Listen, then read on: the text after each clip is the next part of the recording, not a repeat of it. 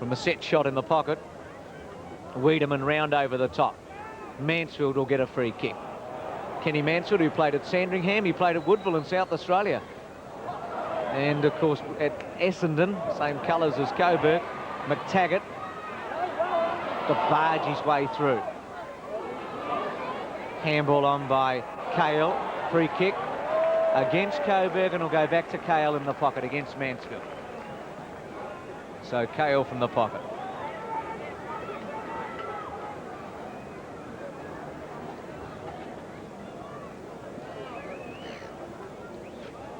Drop punt into the man on the mark. Tries to get around Sheldon. Sheldon hangs on. Free kick against Cale. Goes to Sheldon in the back pocket. Right, now Sheldon getting ready, kicking it across the face of goals, the opposite side of the ground, and the mark has been taken over here by Nimmo. So Brad Nimmo gets the lead from Harbinson, but he elects to play it up towards Mal Collins, who couldn't quite get the hands to the ball, and it's gone over the line and out of bounds. Collins, the red-headed player, number 12 of Coburg. Ruckman move up. Barry Round will go up for the knockout against Mark Wiedemann. And it's Round with a big thump wide of the pack. It comes down towards Phil Cleary. Cleary will move around past his opponent in Simmons. He gets the hand pass up here in the direction of Eade. Eade couldn't handle the ball. Here's a chance now for the Williamstown forwards. Little Sate moved in there, got hit very heavily, and I think it'll be Sate who'll end up with a free kick. He got hit a bit high, Sate, and he's at the true centre-half forward position now, kicking towards the lake end of the ground. So Sate, directly in front, has every opportunity of putting the big score on the board, kicking with the advantage of the wind. Played well last week, Sate. He might get the distance. Let's see what the goal umpire says. Full points.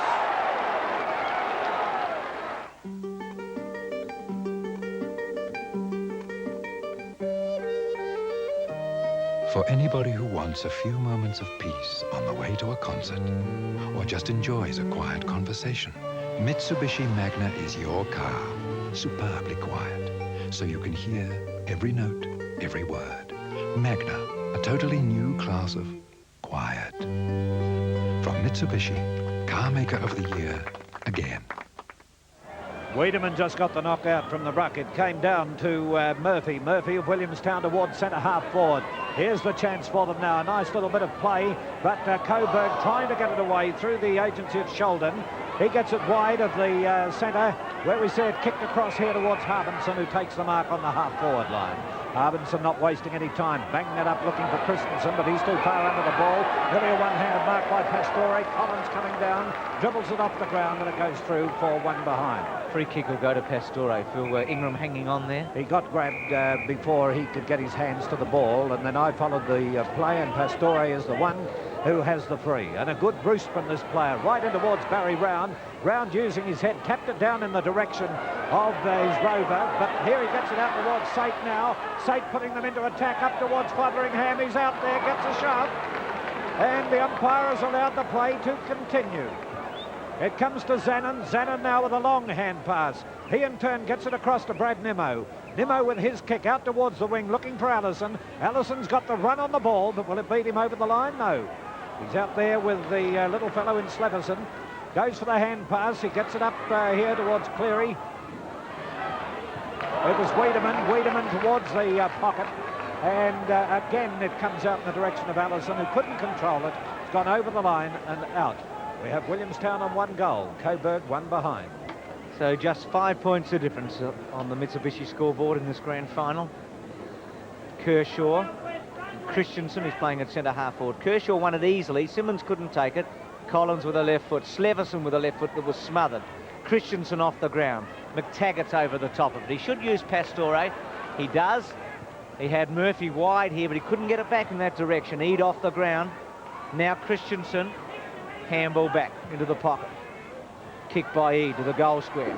Pastore in the front spot. And he really is making a good thing of this full-back position after Dimartino dropped out before the game. Little left footer by Owen rather, to Morrison. Morrison has been given the job of standing Cleary. Handball very good to Pastore, to Owen. Owen on the centre wing. Williamstown looking good. One bounce.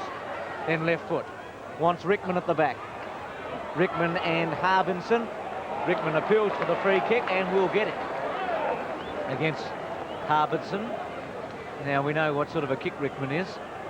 I'd say nothing's impossible from about 60 metres. It's his first kick for the day, Ian Gibbs tells me. He was sensational in the finals last year, Rickman. Goes short, Fotheringham.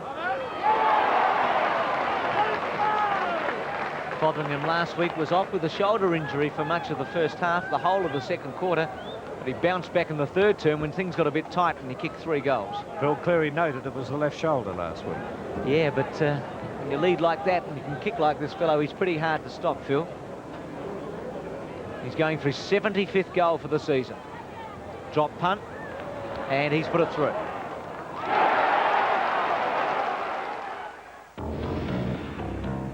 Summer has just materialized at Lincraft in the form of hundreds of new fabrics and hundreds of new designs.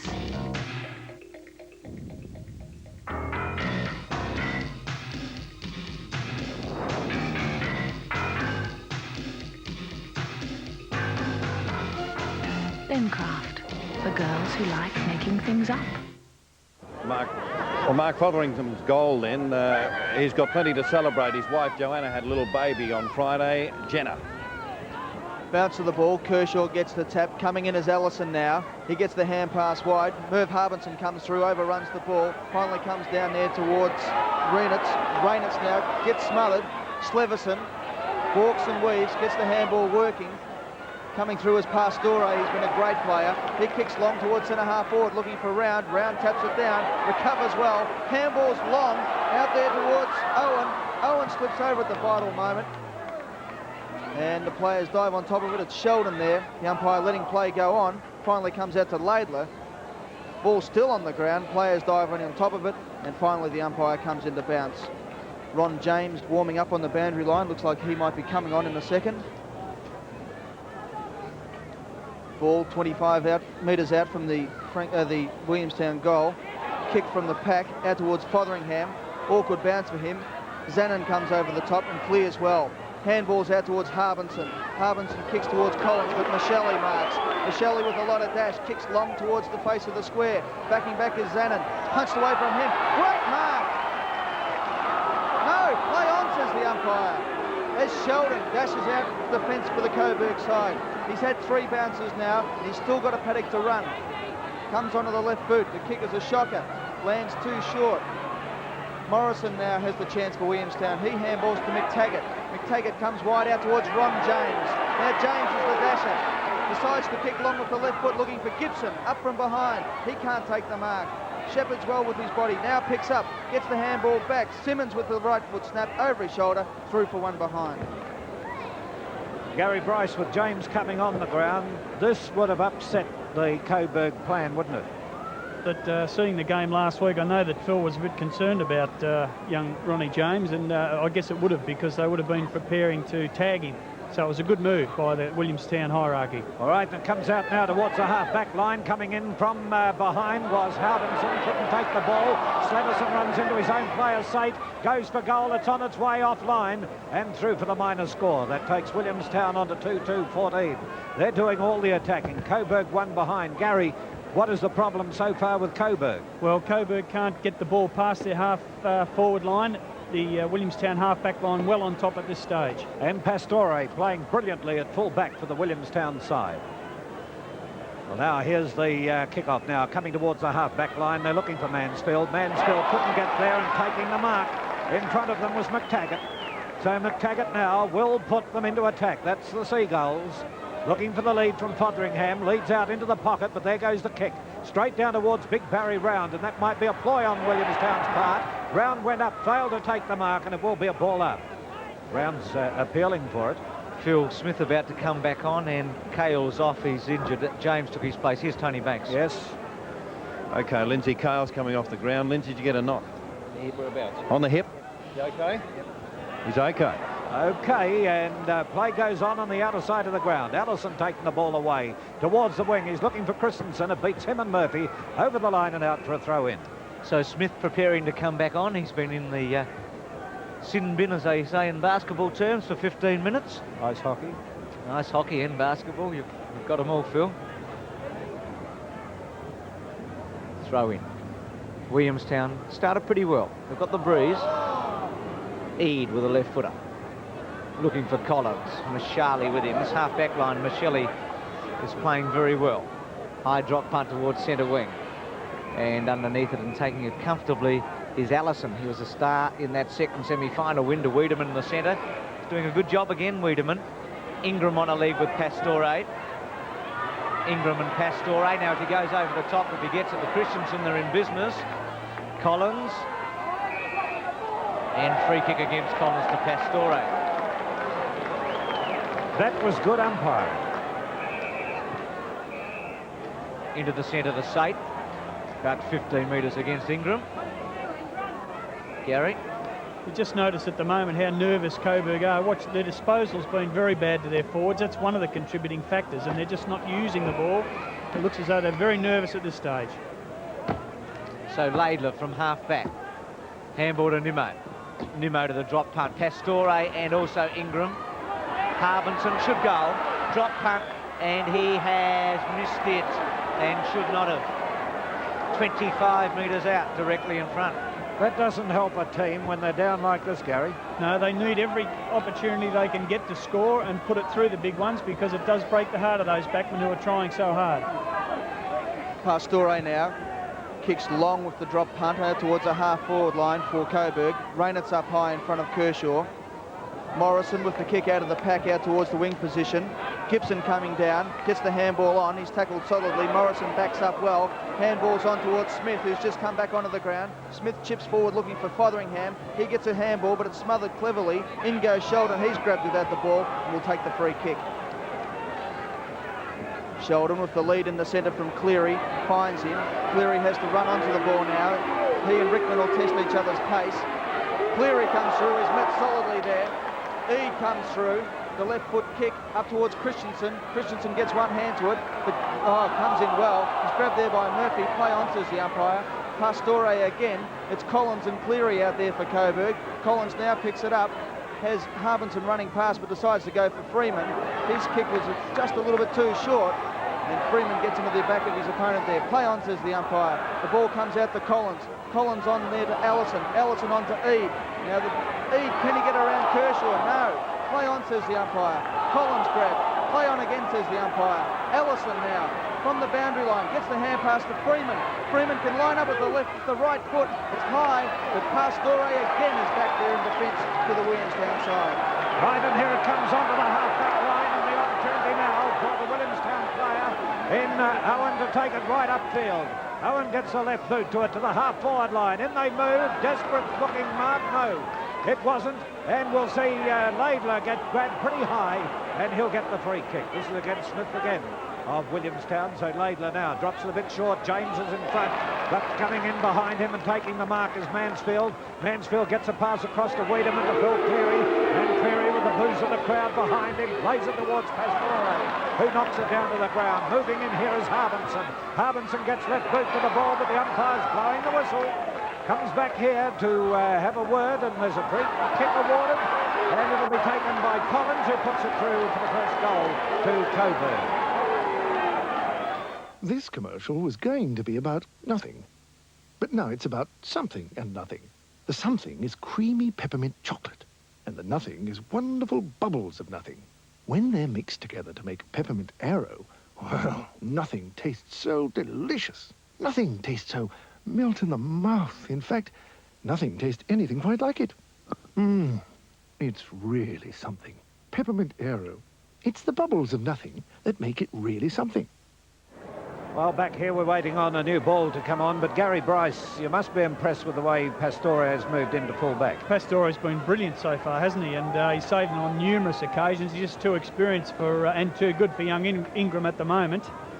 As we have the bounce of the ball, Wiedemann goes up in the ruck, grabs it with both hands, plays it up towards the half-forward line. Moving across here is Ingram.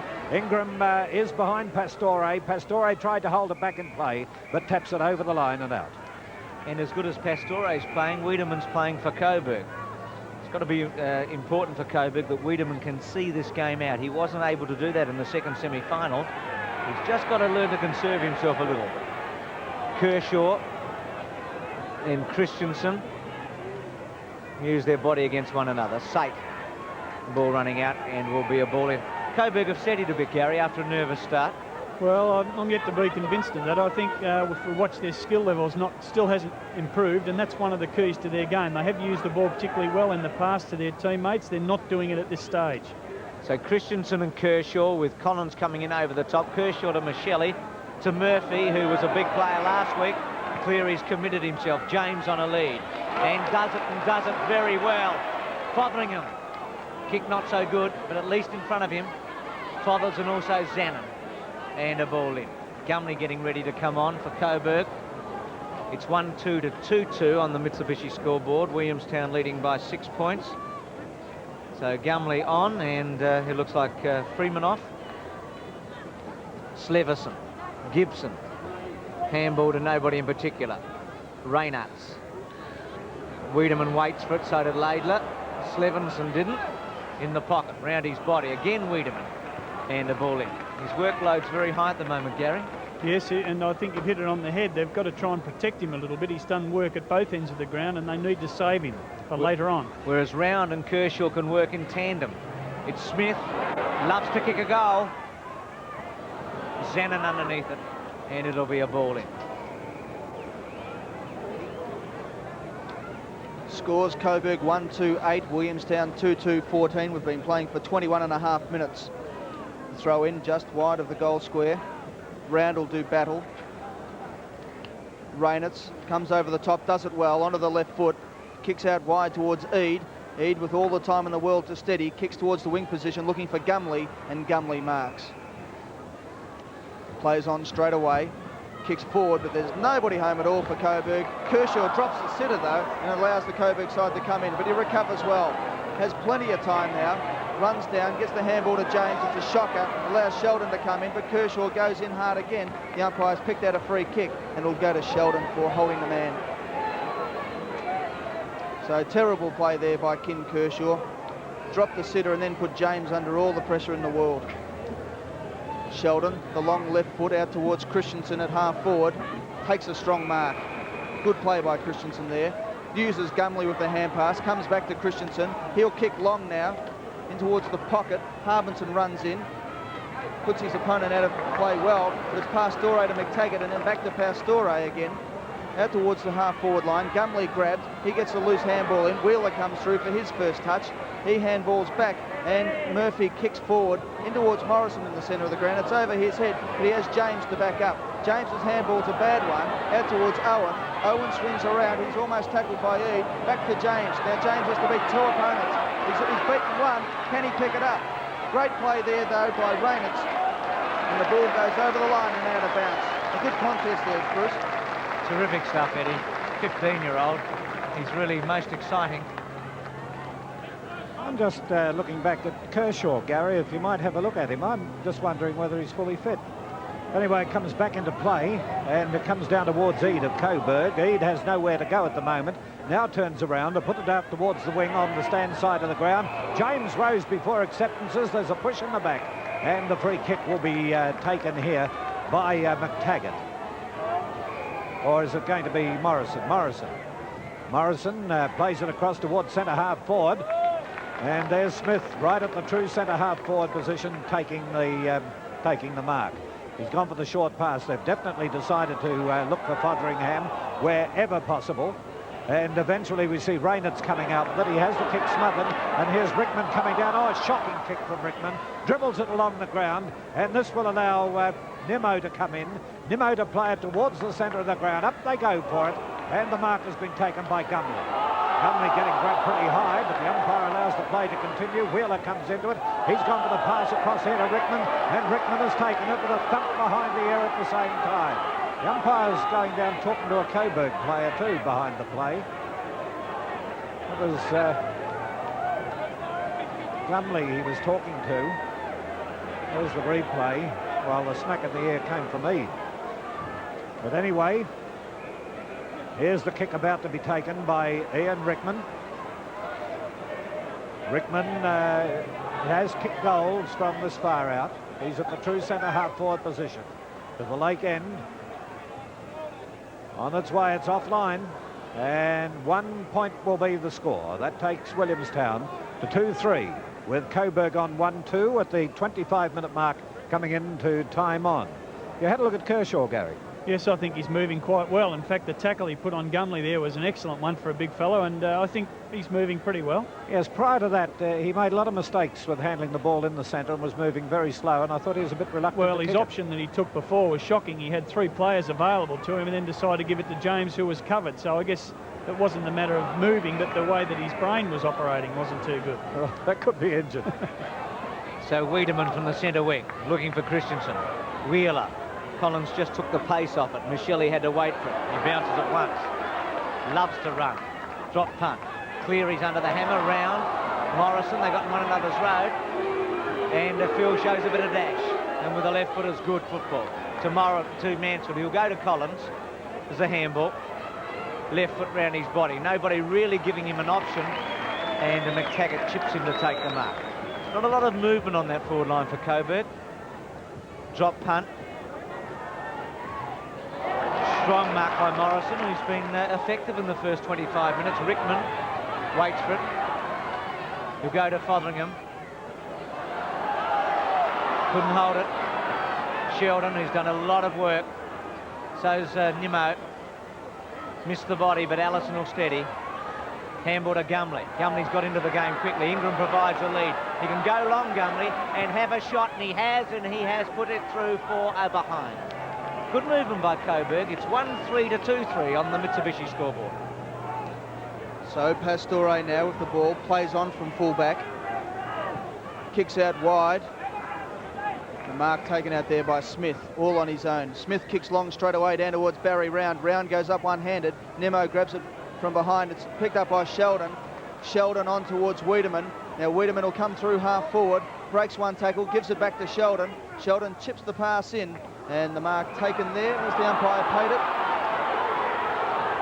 It's Kenny Ingram, and the umpire has paid the mark. Ingram too far out to score, goes short to Merv Harbinson. He can't take the mark. Coming through is Mansfield. He handballs towards Collins. Collins taps it in front of him. Michelli gets into his back, then dives on the ball, and the umpire will come in and bounce.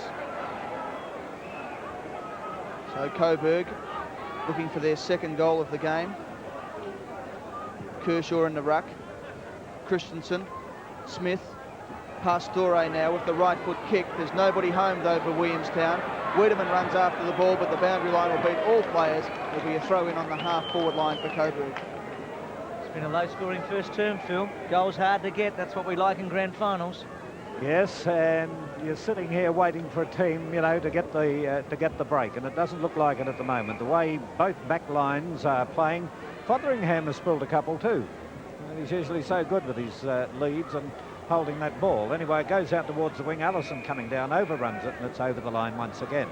Williamstown on 2-3, 15. Coburg 1-3, a total of 9. That's on our Mitsubishi scoreboard in the first quarter.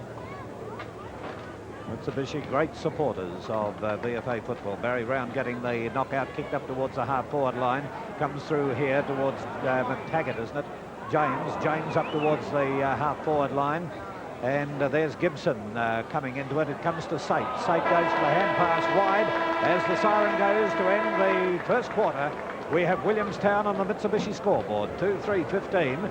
Leading Coburg 1-3, a total of 9 points. And here's Tony Banks racing out to the centre of the field. And it looks as though he's making for Terry Wheeler or Phil Cleary. Phil Cleary.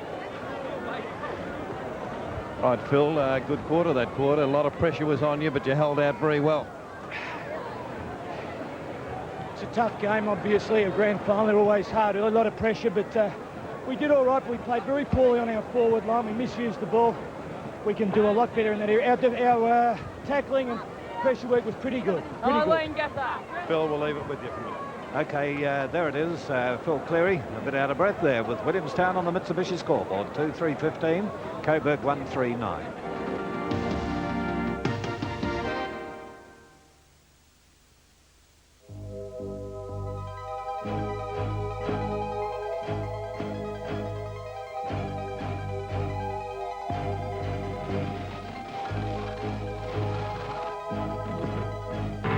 Shell announce a breakthrough. The first high-performance, unleaded petrol. Break free. New Shell Ultra High. The first high-octane, high-performance, unleaded petrol. Toyota have been forced to put up their prices, but at Ken Morgan Toyota, I'm refusing to look at the current price increases. So I have over 100 new Toyotas, including 25 Corolla. Division Grand Final between Coburg and Williamstown. Williamstown leading by a goal. They're 2-3 on our Mitsubishi scoreboard to Coburg 1-3. Gary Bryce and myself have just been talking about the game to quarter time, and we find that it's Coburg having trouble across their half-forward line and a good, strong back line there by Williamstown. Yes, it's been, I thought, an excellent quarter by Coburg, because even though they haven't used the ball particularly well and their half-forward line is letting them down a little bit, I think it's, and Phil hit it on the head, Phil Cleary that is, at the break there, that they're not using the ball very well. And it's all right to blame the forwards for not putting the score on the ball, but those backline players haven't really directed the ball with any sort of authority at all. And therefore, when you look at the scoreboard, Williamstown have had the agency of the breeze there, and Coburg have done an excellent job to restrict their scoring. Well, when you look at the way Coburg scored at the Williamstown scored at the beginning, 2 goals straight, and Williamstown was still, Coburg was still battling away on the one behind. Coburg didn't do a bad job in that last half of that first quarter. Williamstown were the ones who started far more effectively, and I think it looked as though they were really going to go on with the game, but full credit to Coburg. They really did fight back well. They tried to run the ball off their back line, but their kicking is letting them down at this stage. But they're equal to Williamstown in every other department. Well, comments then from former captain and coach of Port Melbourne, Gary Bryce. Ian, on to the statistics of the game. It was a very even first quarter of football, both sides not giving a great deal. For example, Coburg possessions, 82 possessions, Williamstown 78. Made up of 54 kicks Coburg, 54 Williamstown, very even. Marks, 18 Coburg, 19 Williamstown. Free kicks dead set square at 7 each. Coburg handballs, 28, Williamstown 24. Kick getters for Williamstown, led by Pastori, a brilliant defender with 9 kicks, 2 hand passes, total of 11 possessions. McTaggart 7, Murphy 7. For Coburg, led by Sheldon with 6 kicks, 4 hand passes, 10 possessions. Harbinson 5 kicks, Collins 5, Wiedemann 5. Goal kickers for Williamstown, 1 each to Satan Fotheringham, and to Coburg, 1 to Collins. Look at these coaches urging both their teams on. It must be a great thing to be out there doing just that.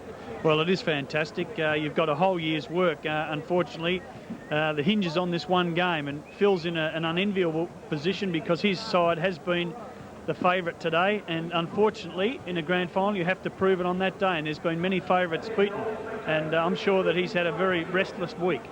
Tony Banks is down there to talk with Terry Wheeler. Terry Wheeler had a bit to say to the players there at quarter time. How impressed were you with your first term effort? Yeah, I thought we played fairly well. It's just the conversion up in front of the goal, which is the problem, Tony. You know, we missed some shots that we should have nailed.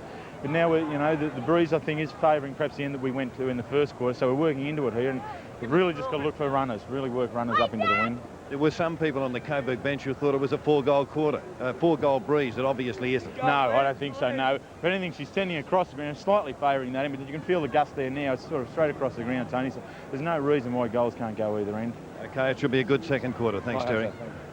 All right, and there was the coach of Williamstown telling us what he's going to do. Williamstown 2-3, Coburg 1-3.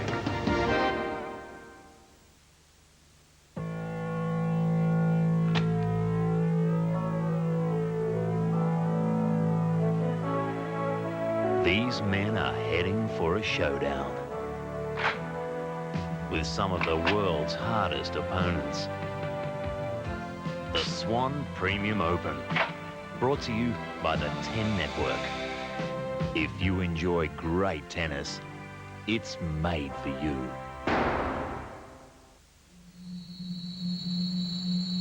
Because today's turbo engines run at extraordinary temperatures, your Mobil team has engineered an extraordinary oil.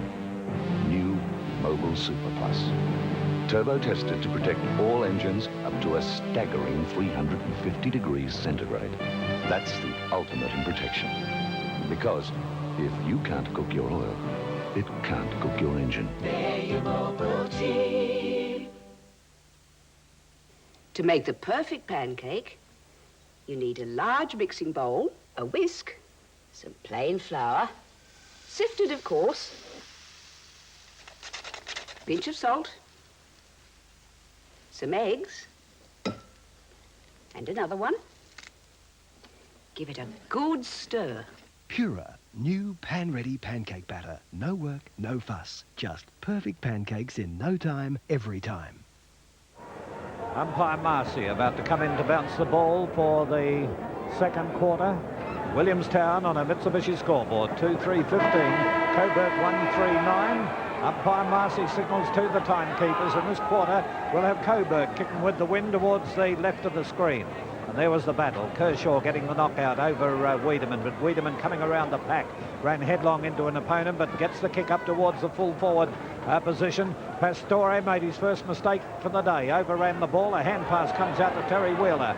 Wheeler now for Williamstown around the wing on the outer side of the ground. It's Eade going out there after it, but it will beat him over the line and out. Phil, we had an interesting little byplay just before the ball was bounced between Terry Wheeler and Phil Cleary. They weren't getting on too well, I can tell you that. Well, Gary Bryce and Phil Cleary didn't get on either. Who could? All right, Mark taken over here by Brad Nimmo. Nimmo from the half-back line gets a handball in, and coming away with it is Sheldon. Sheldon up towards the half-forward line. Up they go. Christensen gains possession now, and he'll go for the long kick. Will it get the direction? No. It's offline and through for 1 point. So Coburg move on to 1 goal for, 10 points on the board. Williamstown 2-3-15. In this, the second quarter, Coburg will be attacking with the advantage of the wind towards the lake end of the ground. Pastore to take the kick off to the half-back line on the outer side of the ground. Looking for Morrison, who got one hand to it. Collins right beside Morrison, who taps the ball on around the boundary line. Look at him go as he gets it right out towards the wing. And we saw Collins in desperation fall into it, but it's gone over the line. And out with the player there, Wiedemann, going in over the top of it. He might wear himself out before the day's out too, Wiedemann, the way he's going into everything. There was Kershaw reaching up over the top to tap it down, waiting around with Sate, but the umpire has picked a free out of it to James for a push in the back. So James from the outer wing goes the attack towards Barry Round, who got one hand out, couldn't get the ball. Hand pass here comes from Harbinson, goes wide, and this time Sheldon will kick it towards the half-back line. A thump in the back of the ear, and Nimmo gets the free. Ball pushes Rickman away, and the umpire, what's he going to do? Call him Rickman onto the mark. Well, you'll see him get the shove here again. Smack in the ear to go on with. As the ball is kicked towards the half-forward line for Coburg, and Christensen comes in to take the mark.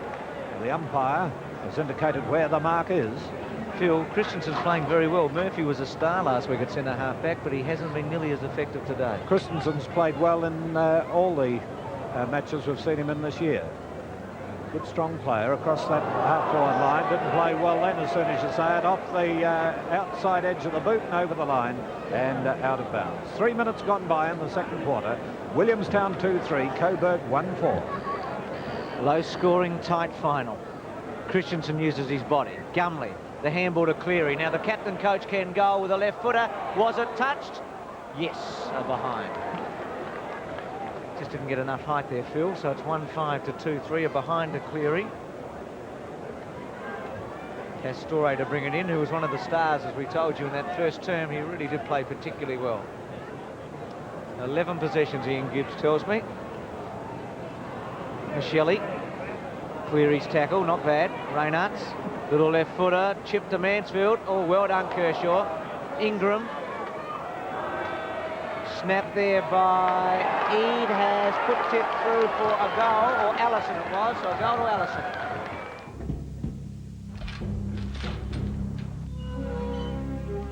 Mazda believe the time is... James onto Sate. Kevin Sate goes for the pass out wide to Gibson. He had put one hand out, couldn't take the mark, and he's tackled now, and the ball will go over the line and out of bounds. Gary Bryce, 2 hands there needed. Shocking effort, and not only that, he had his full forward Fotheringham behind him in probably a better position, so there was no talking, obviously. Throw in about 30 metres around from the goal. It's Round, Nimmo. Round goes in, Mansfield to Allison. Allison balks well. He's going to get caught now. He's tackled solidly. The umpire says throw the ball in. And there'll be a throw in about 35 to 40 metres around from the goal. Nimmo and Round doing the ruck work again. Round uses his body well, gets the handball out, comes out there towards Allison. Allison with a quick hand pass onto Sheldon. Sheldon steadies onto the left boot and kicks long up towards centre half forward. Christensen lumbers after the ball, gets in front of the pack, gets pushed in the back. Play on, says the umpire. Murphy picks up now. He's tackled by Wiedemann solidly. The handball over to Sleverson. Sleverson beats a number of opponents, then handballs to Murphy again. Murphy has all the time in the world to steady and pick out a teammate, but instead picks out Alan Eade. Eade now has leads from Wiedemann and Gumley. Wiedemann goes up with the one hand. Harbinson comes through. Now Gumley with the hand pass to Mansfield. Mansfield hand passes further over the top towards Collins. Collins slings it out toward Gumley. Gumley can steady with the right foot kick. He's put it through. Full points. Amanda's a Towards Sleverson. Sleverson now puts the boot to the ball for Williamstown towards the half-forward line. James went up, has it knocked away from him. Moving in here for Williamstown was Owen. He couldn't break away. It's a pick-up here by Eade. Eade going right downfield. There's no one home. Goes for the long kick downfield. And it's through for the minor score of 1 point. So Coburg go to 3-6 with Williamstown on 2-3. What's happened to Willie, Gary? Well, I think they're just being outplayed. Coburg is starting to look very impressive, particularly running it out of that back line. Sheldon, those sort of players, they're really running and their opponents are not really able to catch them. Well, Coburg have kicked 2-3 to Williamstown's no score so far in this quarter. And that was a mark taken by Murphy. Murphy plays it around the wing on the outer side of the ground. Coming up there to try and get it was Sheldon. Sheldon eventually gains possession. He passes it out here wide to Laidler. Mansfield, and Mansfield towards the right forward pocket, and over the line and out of bounds it goes, eluding Murphy. Well, Coburg doing all the attacking here.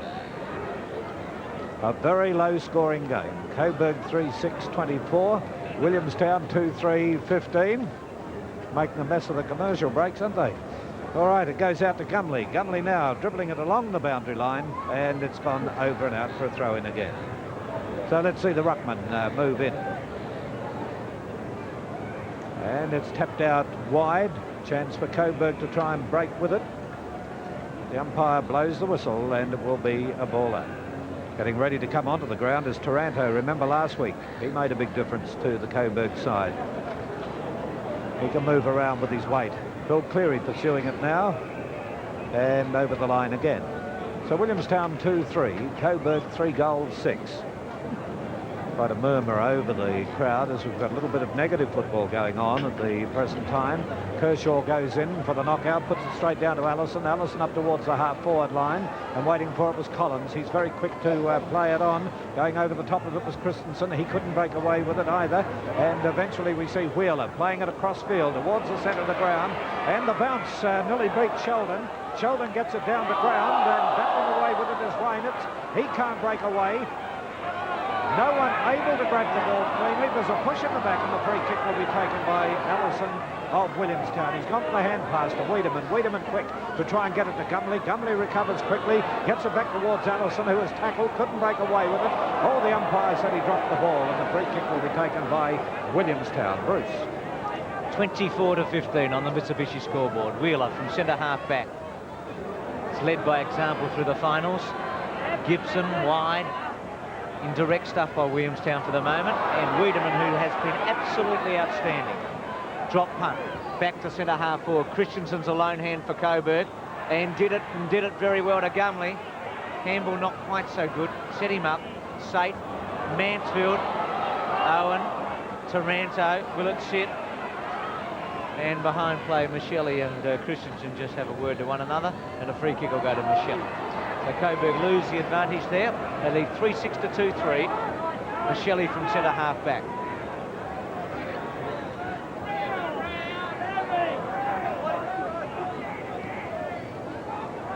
So the aeroplane's over the top, part of Air Force Week and the Battle of Britain. Phil Cleary, Nimmo, Smith, drop punt, Fotheringham, Zanin. Fothers has got a chance now, it'll sit. Zanin with him. And Gary Bryce, that was a really good contest.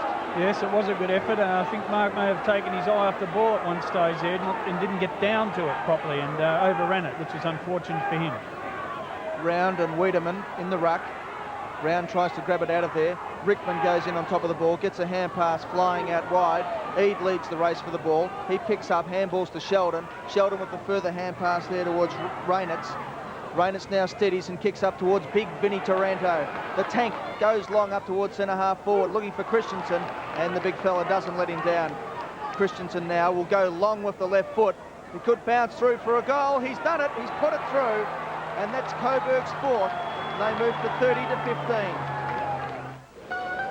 Pizza Hut's new seafood pizza tops delicious pan pizza with enough prawns, calamari, mussels and clams to sink a ship. Then tops that generously with mozzarella cheese. Treat your crew to one tonight. Grocery prices have risen by more than the inflation. Consumers can expect another round of price increases. Since 1982, how many staple foods have actually fallen in price? Eggs have, and now they've dropped a further 12 cents. That's money in your pocket. 11 minutes gone in the second quarter. Coburg 4-6-30, Williamstown 2-3-15. The tap out, Owen grabs the ball. Raynitz comes through. Smith now can't break away, and the umpire will bounce it once more. Coburg kicking with the wind. Could really grab the game by the throat here if they can get a few more goals. Wiedemann and Kershaw. Kershaw gets the thump. Harbinson goes in, he overruns it. Comes out to his brother, but finally Smith picks it up. He gets bumped solidly by Harbinson. Harbinson tackled by Rickman. Gumley, Harbinson, they're all in there. Sate gets grabbed around the neck, and the umpire says, dropping the ball. Well, I don't think he had much chance there. And Taranto will take the free kick. Taranto's kick, we'll just have a look on replay there as Sate goes through. Hardly had the ball before he was tackled. Play on now as Wheeler kicks wide out towards the wing position. Rickman leads the race for the ball. Alan Harbinson behind him, but Rickman picks up, swings onto the left boot and finds Sate.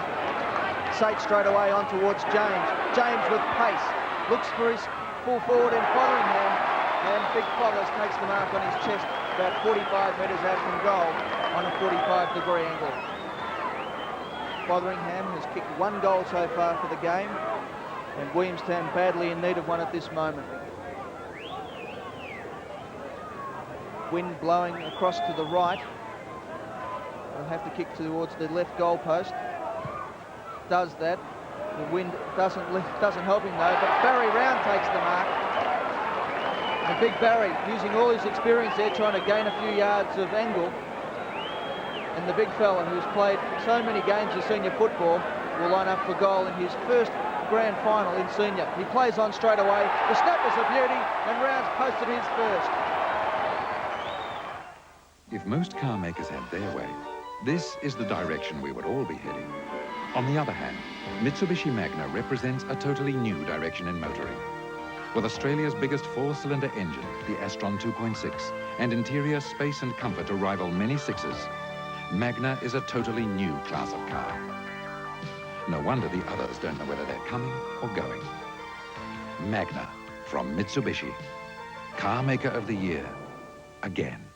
Well, there you have the Mitsubishi scoreboard. Kershaw taking the kick from the centre of the ground up towards Round, but reaching up over the top of him was Nimmo, failed to take the mark.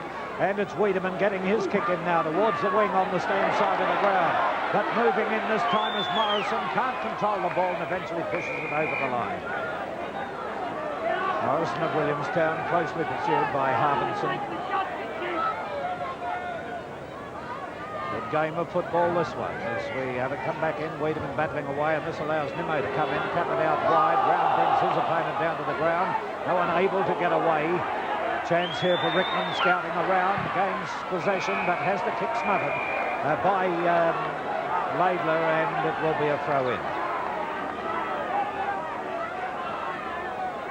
So Round getting set out there in the ruck. Wiedemann will come in, and I would imagine Nimmo will come in behind him. It was Wiedemann getting the knockout, comes down here towards Rickman. Rickman now shoots it across looking for James. He's met solidly.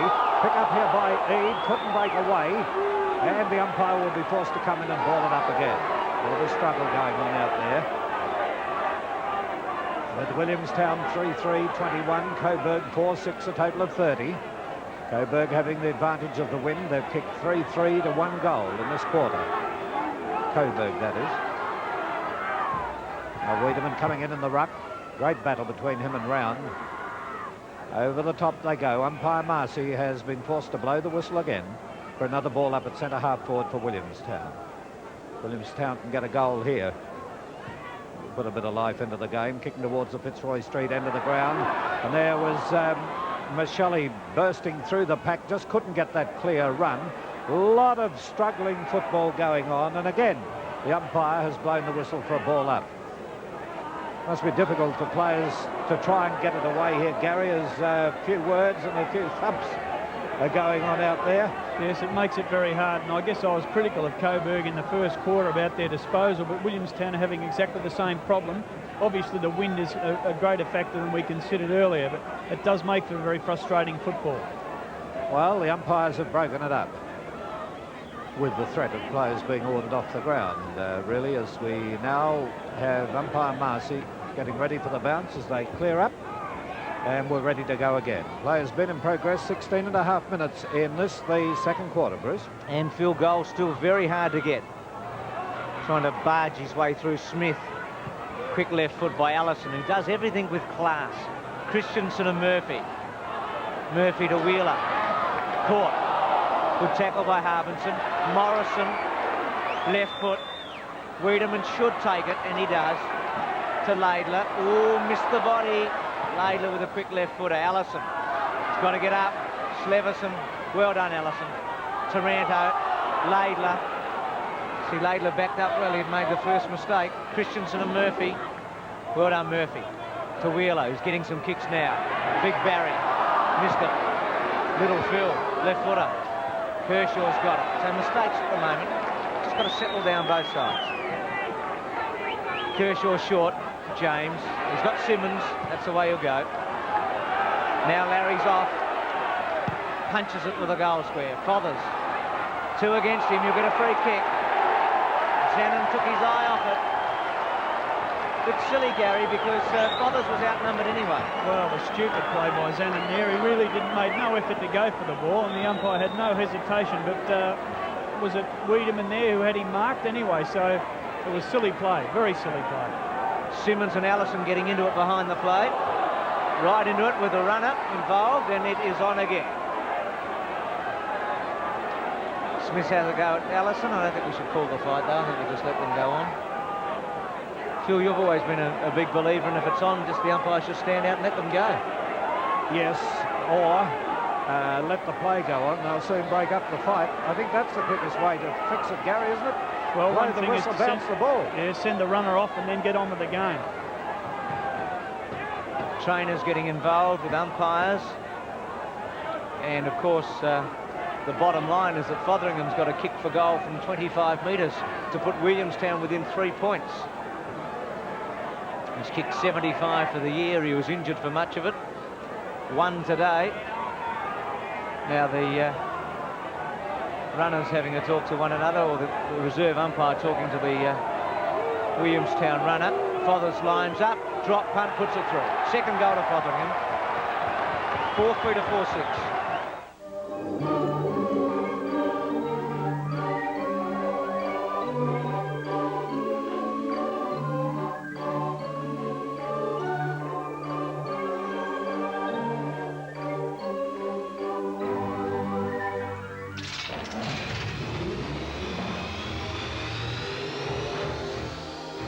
There's only one unleaded petrol that breaks new ground, that breaks free.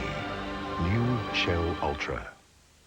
Mitsubishi scoreboard, 4-6 to 4-3. And Gary, one just gets the feeling at the moment that this game could erupt. I'm fairly sure that it will within the next five minutes or so. If one side doesn't really get on top to take the pressure off, I'm sure we'll see quite a bit of aggression. With the snap out of the pack, goes to Wheeler. Wheeler kicks around his body up towards centre-half forward. Simmons drops the sitter. Laidler with the left foot kick is only successful in finding Murphy, and Murphy will drive forward once more for Williamstown. Decides to go for the handball onto McTaggart. McTaggart to Kershaw. Kershaw goes short. It's a shocker. Sape picks up, gets the handball to Sleverson. Sleverson lines up from 40 metres out and puts it through. Hit the post. He's hit the post. Well, Sleverson there had the chance to put it through. He's kicked him second behind, and the score's now only 2 points to difference. Sheldon will kick out. Has leads coming from everywhere. Decides to kick straight down the ground. Taranto comes in. He can't take the mark. Comes off hands to Smith. Smith kicks long, looking for Fotheringham and Round. But up from behind Zanin. Play on, says the umpire. It forced through. The umpire's pulled out a free kick. He's going to pay the mark, and it'll be Zanin. He plays on straight away now. Kicks wide with the long torpedo punt out towards the wing position. It's Mansfield running after the ball for Coburg and Smith for Williamstown. Mansfield's clever play off the ground up towards the half-forward line. Pastore's come right out from full-back, but the ball's beaten them over the line and out of bounds. Righto, just waiting on this throw-in. Williamstown 4-4, Coburg 4-6. What a game. Mightn't be the best football in the world, but by gee, it's close and low scoring. Kershaw went for the knockout over Christensen. Coming out of it here is Wheeler. Wheeler now, who's starting to come right into the game with his 9th kick, plays it around the wing, taken here by Hardinson from Wiedemann. He gets it down towards the half-forward line, but it's gone over the line and out. Well, throw in to be affected again, and Williamstown coming back at Coburg after Coburg kicking 3-3 in this quarter to no score. Again, it comes once again. Taranto, oh, the tank by G hit players hard there. And Morrison it is coming, Michelle it is coming out of it. Michelle now across here towards the centre of the ground. Murphy's got it. Murphy up towards the half-forward line. Here's the chance now for Williamstown to get it right up to the full-forward zone. But Laidler is the player to pick it up. He plays it towards the wing. James knocks it down. Phil Cleary gets a hand pass here across towards Sheldon. Sheldon goes to ground as he kicks the ball. Players race out to meet it. And to the full-back, Pastore's right out there. He's been caught several times, been dragged out there by his opponent, and it's gone over the line and out of bounds. Ingram, when the ball looks as though it's coming down on the forward line, leads right out, takes Pastore, who dominated in the first quarter at full-back, takes him right out of play. And there's Sate with a chance, but Phil Cleary belts him there to try and get away with the ball. Taranto loses possession, passed out to Sate. Sate with a further pass in the direction of Sleverson. Doesn't come off, and it's forced over the line and out again. Phil Ingram off for Coburg. Freeman's come on, so they're full forward off, and Christensen's gone to full forward by the look of it. Well, he can take a big mark, Christensen. He's been doing well across that half-forward line. As we have Wiedemann in the ruck with Kershaw. Wiedemann getting the knockout, gets it down here towards Allison. Allison turns around and puts it straight into the hands of his opponent in Smith. So Smith from the half-back line gets the kick into Morrison. Morrison waiting for it, accepts the pass. 23.5 minutes in the second quarter. Morrison indicating he'll go for the long kick. He's looking for Barry Round. Round gets too far under the ball. There's Wiedemann coming into it, and Wiedemann now goes for the short pass to Allison. Allison accepts the pass for Coburg. He goes around the flank position, then will go for the long kick downfield. Christensen wanted here, but it's tapped down towards Murphy. Pastore goes on with it though, gets the ball, plays it towards Kershaw. The pass is interrupted. It comes to Allison. Allison of Coburg now with his left foot pass down towards the pocket, and the mark has been taken in the last line of defence by Murphy. So Murphy from the right back pocket now, looking for the lead. He's got Morrison up here on his own, but he's decided to take his time a bit. They're looking for Barry Round, probably a bit too much. Pushed her out by Wiedemann, and Wiedemann has been awarded the mark. No, yes he has. I think Round thought for a moment he was getting a free. It comes across there towards the centre forward zone to Christensen, but Wheeler taps it on, but straight into the hands of Eade. Eade now puts it up towards the forward zone. Racing across there is Freeman of Coburg, but eventually we see it kicked by Murphy around towards James. James in open territory now, can go downfield with it. He gets the hand pass in towards Sate. Sate now across towards centre half forward, and one spilled here by Violets, and here's the chance for Round. He's too slow, can't go on with it. He's got it out here towards Sleverson. Sleverson now will balk. He passes across here to Fotheringham. Fotheringham shoots for goal. Full point. Grocery prices have risen by more than the inflation. Consumers can expect another round of price increases. Since 1982, how many staple foods have actually fallen in price? Eggs have, and now they've dropped a further 12 cents. That's money in your pocket. Child, taking the kids to the show yet? Well, this year there's even more value. Tons of free entertainment, amazing displays, and at night, Operation Spectacular. See Italy on show at the show. Mitsubishi scoreboard 5-4 to 4-6. Alan Owen's been sent off by the umpire. Shorten was dropped on the far side when Fotheringham kicked his third, and young Cale's come back on. Of course, he was injured earlier on. Williamstown, a great performance in this second quarter. They looked in all sorts of trouble. In fact, they looked gone at one stage, yet they're back in front.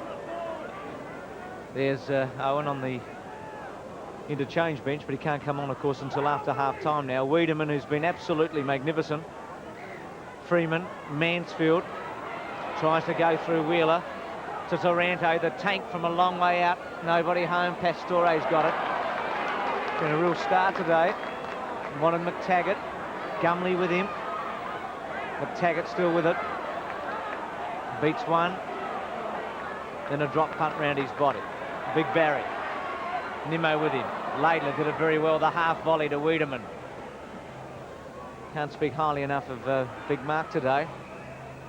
And Harbinson's got it. Harbinson, boys, a bit quiet. 6 kicks up to half-time for Merv. Drop punt. Christensen in the front spot. 2 again him.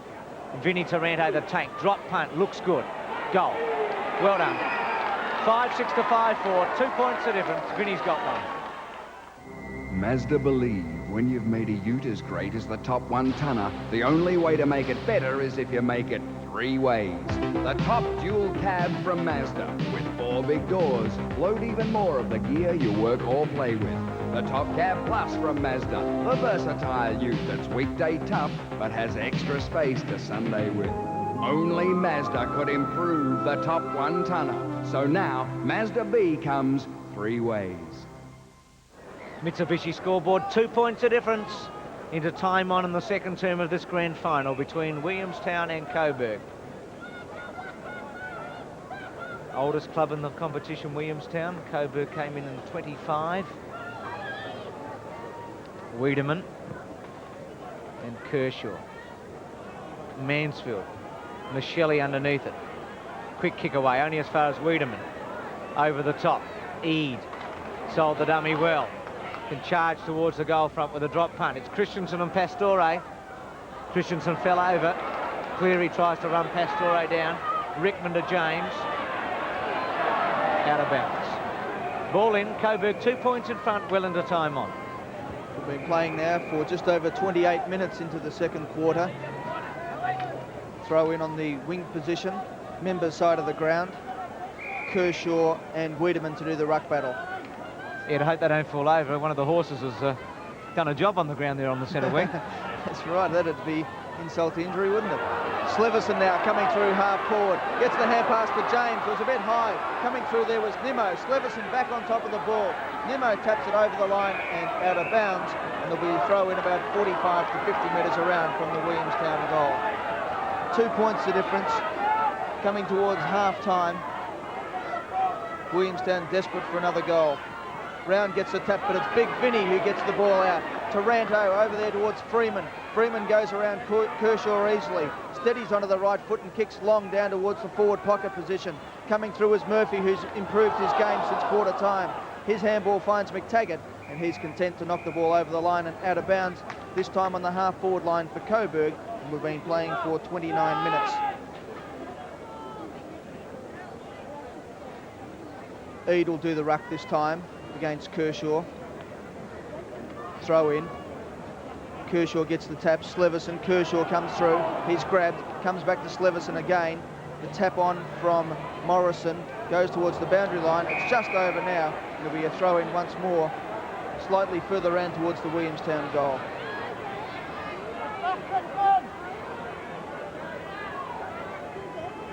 Wiedemann comes in to do battle. Tries to take it out, does so, gets the hand pass, but Murphy intercepts. His kick will be called play on. The mark taken there by Reynolds. No, the umpire deemed it 10 metres. So Reynolds now will kick long. Christensen comes in. Flies high, almost takes the mark, comes down. Taranto goes in. It's Gumley now. He's grabbed solidly. Umpire says dropping the ball. It's that man Pastore again who takes the free kick. And Pastore coming in now from the half-back line towards the wing on the stand side of the ground. Wiedemann and Round under it.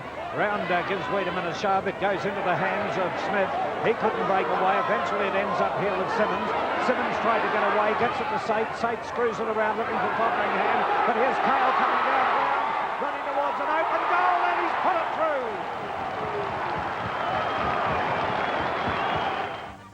Joel, been to the show yet? Well, there's heaps to do, like the animal nursery, the rides, show bags, and at night, Operation Spectacular. See Italy on show at the show.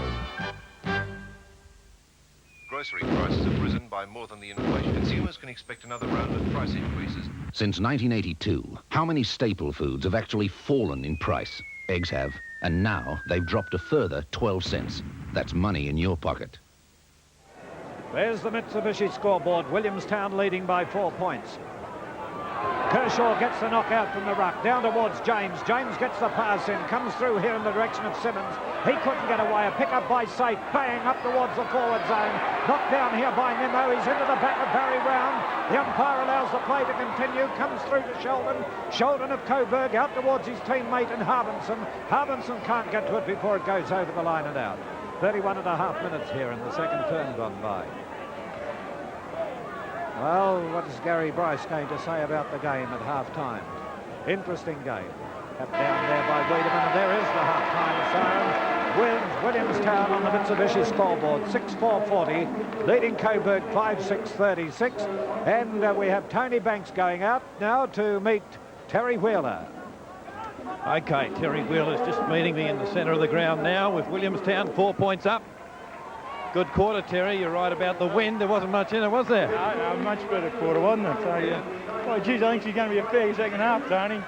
You know, the pressure's there, everyone's getting willing, and you know, it's hard footy. It's good grand final stuff. Oh, it's great grand final stuff, mate. What are you going to say to your players in the rooms there at half-time? You obviously must be pleased with their stamina and their ability to fight back against what I thought Coburg looked a little bit better there in the latter stages of the first quarter and early in the second quarter. Yeah, certainly. I think we're very fit, you know, and you know, the reception the boys got going off the ground there, we know we got the support of, you know, a very big community in Williamstown, and you know, that's a fair motivation to the guys that we've got together. Once again, is it your running players, Leveson, James and Sate, and also Lindsay Carl that are doing the job for you? Yeah, I think Ronnie's made a big difference since he come on. You know, we kept him under wraps for a little while out of all the what I thought would have been heavy stuff, but you know, he's made a real difference since he's come on, and Lindsay with his last goal was a good running goal.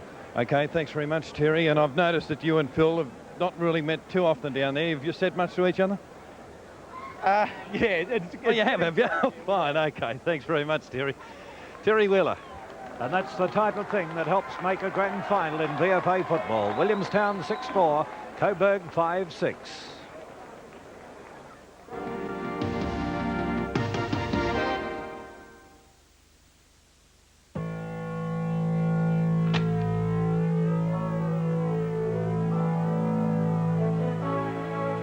These men are heading for a showdown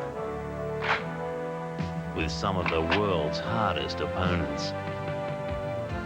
The Swan Premium Open, brought to you by the 10 Network.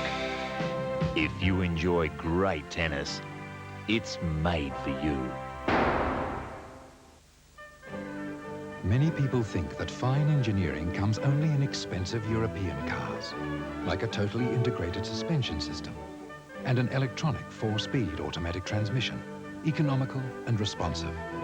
Now in Australia, Mitsubishi Magna gives you all this, plus an innovative Astron Mark II engine with the power to challenge a 6.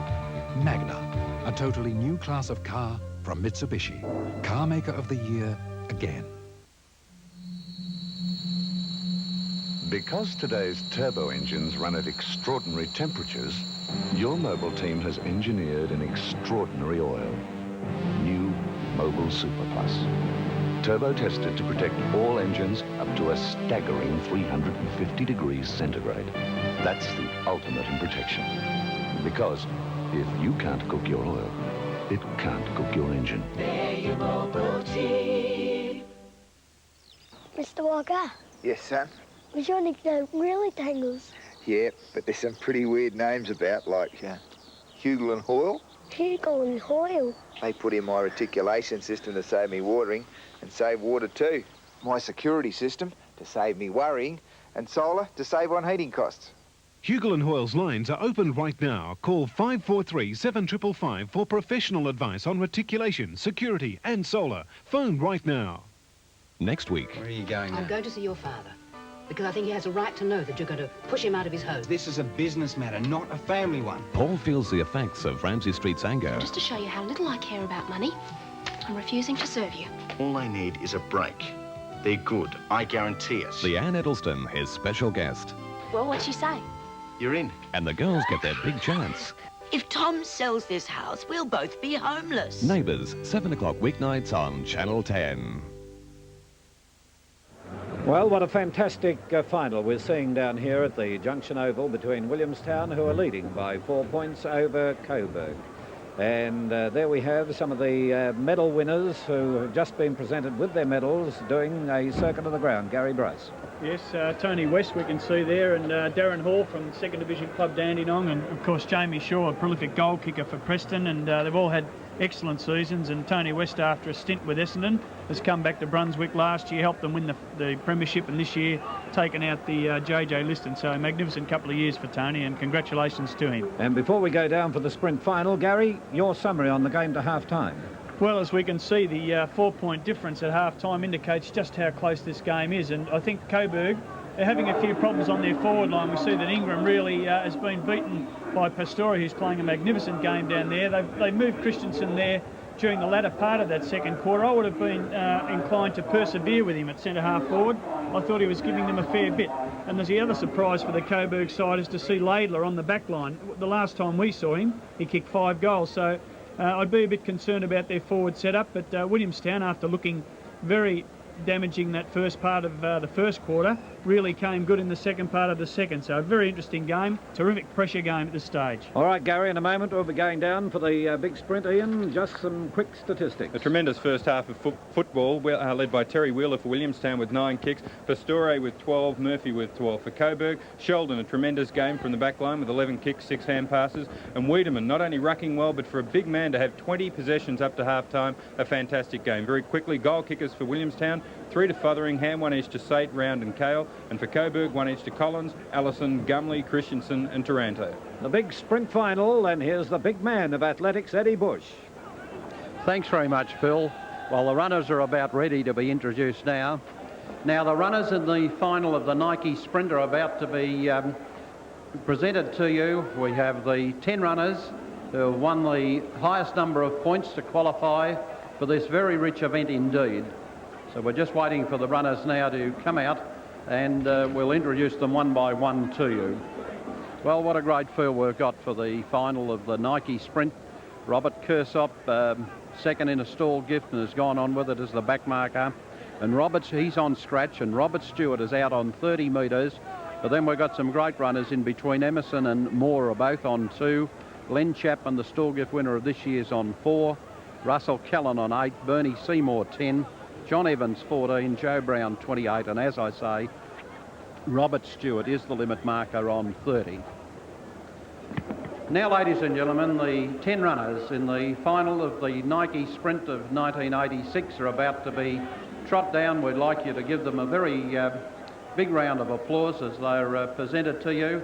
They've battled it out over the last few weeks. There was great competition here last Sunday to qualify for this final.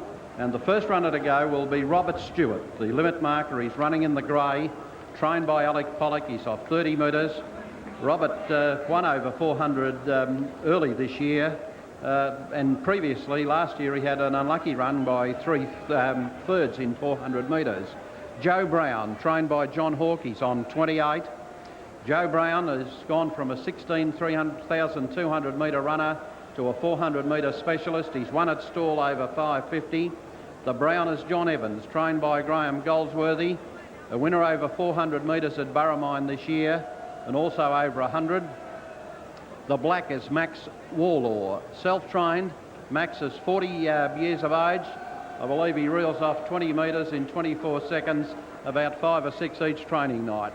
The pink Bernie Seymour, off 10. Bernie is self-trained, He's run third over 70 metres. He's also been placed over 400. The green is Russell Callan, trained by Les McCullough off 8. Callan is a new pro. This is his second year. Is the brother of Ian Callan.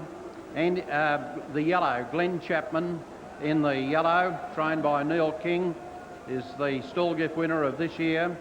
The blue is Andy Moore, trained by Graham Goldsworthy, played in a premiership side in the VFA for Camberwell.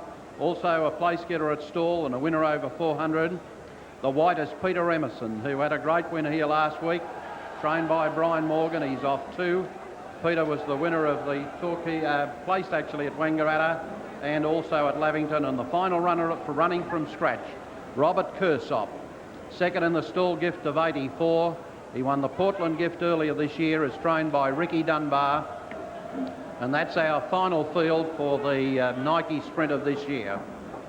Well, the runners, a lot of money, worth over $7,000 in prize money altogether. The winner will walk away with $3,000. It's the track is pretty heavy underfoot. The favourite is almost, a lot of people say Andy Moore. He's got to be very good to get there from 2. He's running in the blue. But the one that's got the good mark from good judges is Joe Brown, who's in the purple, and the brown, John Evans, a stablemate of Moore, must have a chance. And of course, a class runner, Glenn Chapman, the stall gift winner, is always going to be a chance in a race of this type. Because of his class, last year's stall gift, possibly the best final we've had in a number of years, and he in the yellow was going to give it a real shape. Kersop, of course, he's got 9 runners in front of him in the red. He's off scratch, and they're just waiting now to be called up. Now, ladies and gentlemen, the runners are about to be called up to their respective starting marks for the final of the Nike Sprint of 1986. Mr. Sid Jackson, the starter, and they're in his hands now for the final. 1 lap of the arena. They've done a lot of training. It's pretty hard work to train for 400 metres through the winter, but these boys have put in plenty of work. They're on their way now, and Robert Stewart, the limit marker, out in front from Joe Brown. Then further back, a big break then to the brown is John Evans. Moving up around the outside is Max Warlow, 40 years of age, the runner in the black. Moving up in the green then is Russell Callan. Losing ground then is Bernie Seymour in the pink. Further back to Chapman, Andy Moore. The back marker, Kersop, has gone past Emerson, who'll come home hard in the white. Joe Brown it is, who's got the big handicap. He's gone for home. John Evans, the big tall fellow from up in the middle of New South Wales in the brown. And Glenn Chapman, the stall gift winner in the yellow, coming around the outside. Joe Brown, the limit marker. Glenn Chapman, the stall gift winner, looms up on the outside. Brown it is in front, Chapman and Evans behind him. But Glenn Chapman, the stall gift winner of 86, he's added the Nike Sprint from Joe Brown. Andy Moore flashed home. Wider out was Emerson. Further back then to Kersop at the completion of the Nike Sprint. Little or no doubt about the winner at all. The stall gift winner of 1986, Glenn Chapman. Waiting now for the official placings. Yellow, purple, blue, and red. The official placings. The yellow, Glenn Chapman, from 4 metres was first. The purple, Joe Brown, from 28 metres was second. The blue, Andy Moore, from 2 metres was third in a time of 49.17. And now over to Tony Banks to interview the winner, Glenn Chapman. Thanks very much. Well, Glenn, what a great run. You got checked there just past the goalpost. Had to come back behind Russell Callan. Did that offset you a little? Well, I had no plans prior to the race. I was instructed to just to keep in contact with fellas in front of me. I did get checked fairly early on there, but it seemed to be okay. You gathered them in very easily, about 150 out, and went on quite comfortably. You're not worried about anyone behind you? You honestly thought you had the scratch men covered? Yeah, I was more worried about the fellas who were out a bit, and I was concerned with getting out and catching those fellas. Yeah, 28 and 30 metre starts are big starts, aren't they? Yeah, it is, but you can normally bank on those fellas stopping fairly quickly. Okay, you're going to go back a couple of 100 metres. You're the stall gift winner. Are you going to give it a go this year? I certainly hope so. We'll be running a few amateur events, and well, I don't think I'll be running any more 400s. Let's hope so anyway. Well, $3,000 is yours, and we're about to go back up to our commentary point, I believe, for some particular reason. Glenn Chapman, thank you very much. $3,000, and they're about to present you with that trophy over there very soon. Yes, we're just waiting for them to go over for the presentation, Tony, with Williamstown 6-4-40 leading Coburg 5-6, a total of 36. The Premier John Cain is down there to make the presentation, and what was an exciting finish. We timed it at 49.1.5 up here, which was the fastest of all the sprints we've had through the series.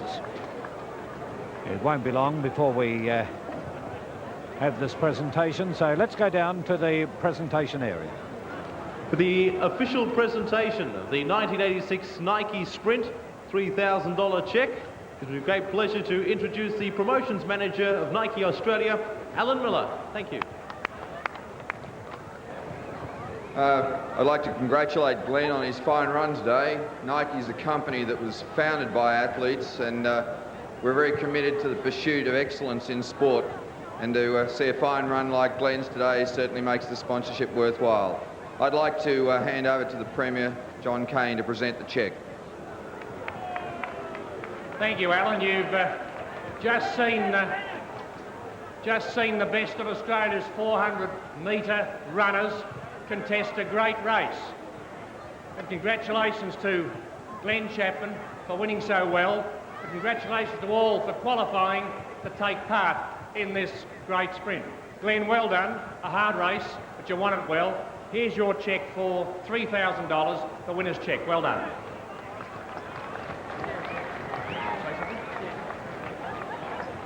Well, I'd first of all like to thank Nike for making this experience possible. I think it's a great stepping stone to the pro season, and well, I hope I can continue on, win a few more this year. Thanks very much.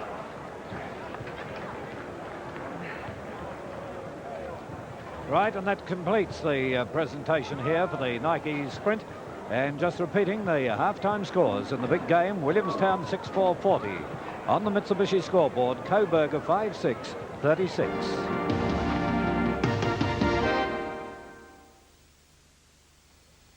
You'd be surprised just how many things the Commonwealth Bank will lend money for. And right now, we just can't wait to say yes to any reasonable request, whether you bank with us or not. I'd like a personal loan for a boat. Certainly, sir. Come in and ask us about a personal loan. Big, isn't it? From the Commonwealth Bank, Australia's leading bank.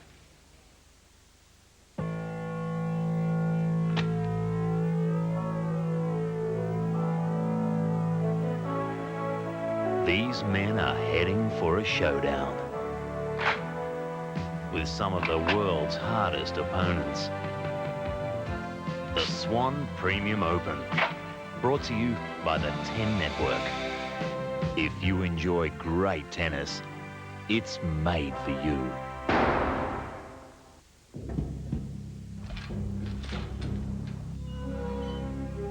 Mazda believe the time has come. The time when a go-getting man deserves a go-getting van. Keep going, Mazda van. Full of style, versatile. Keep going, Mazda van. Mazda van, top of its class. Top-class loading, top-class features. Automatic option. So when you've got to get going with them. Keep coming, keep running, keep going. Nice going. Mazda! Summer has just materialized at Lincraft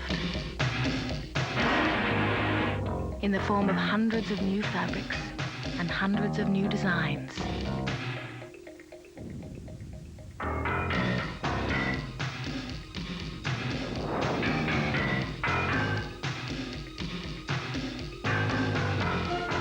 Lincraft, for girls who like making things up.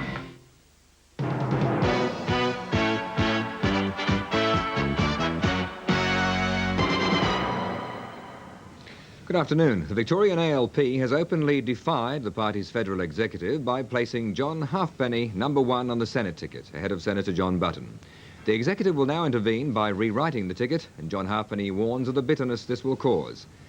Long queues formed outside Government House today as Melbourne people waited patiently to get a glimpse inside Australia's biggest official residence. It's the first time Government House has been open to the public gaze. The full story in tonight's Eyewitness News, together with the return home of Olivia Newton-John.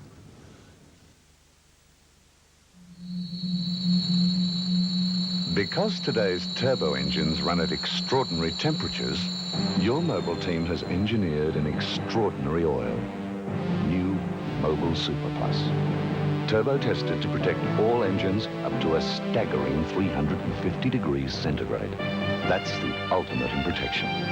Because if you can't cook your oil, it can't cook your engine. They're your Mobil team. You can't stand still, gotta keep on moving, cause the world keeps changing right before your eyes. Get out there, give it a try.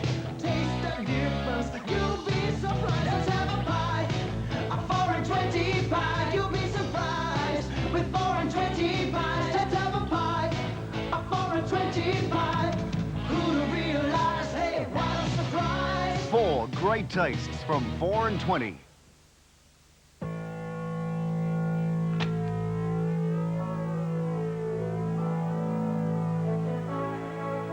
These men are heading for a showdown with some of the world's hardest opponents. The Swan Premium Open, brought to you by the 10 Network. If you enjoy great tennis, it's made for you.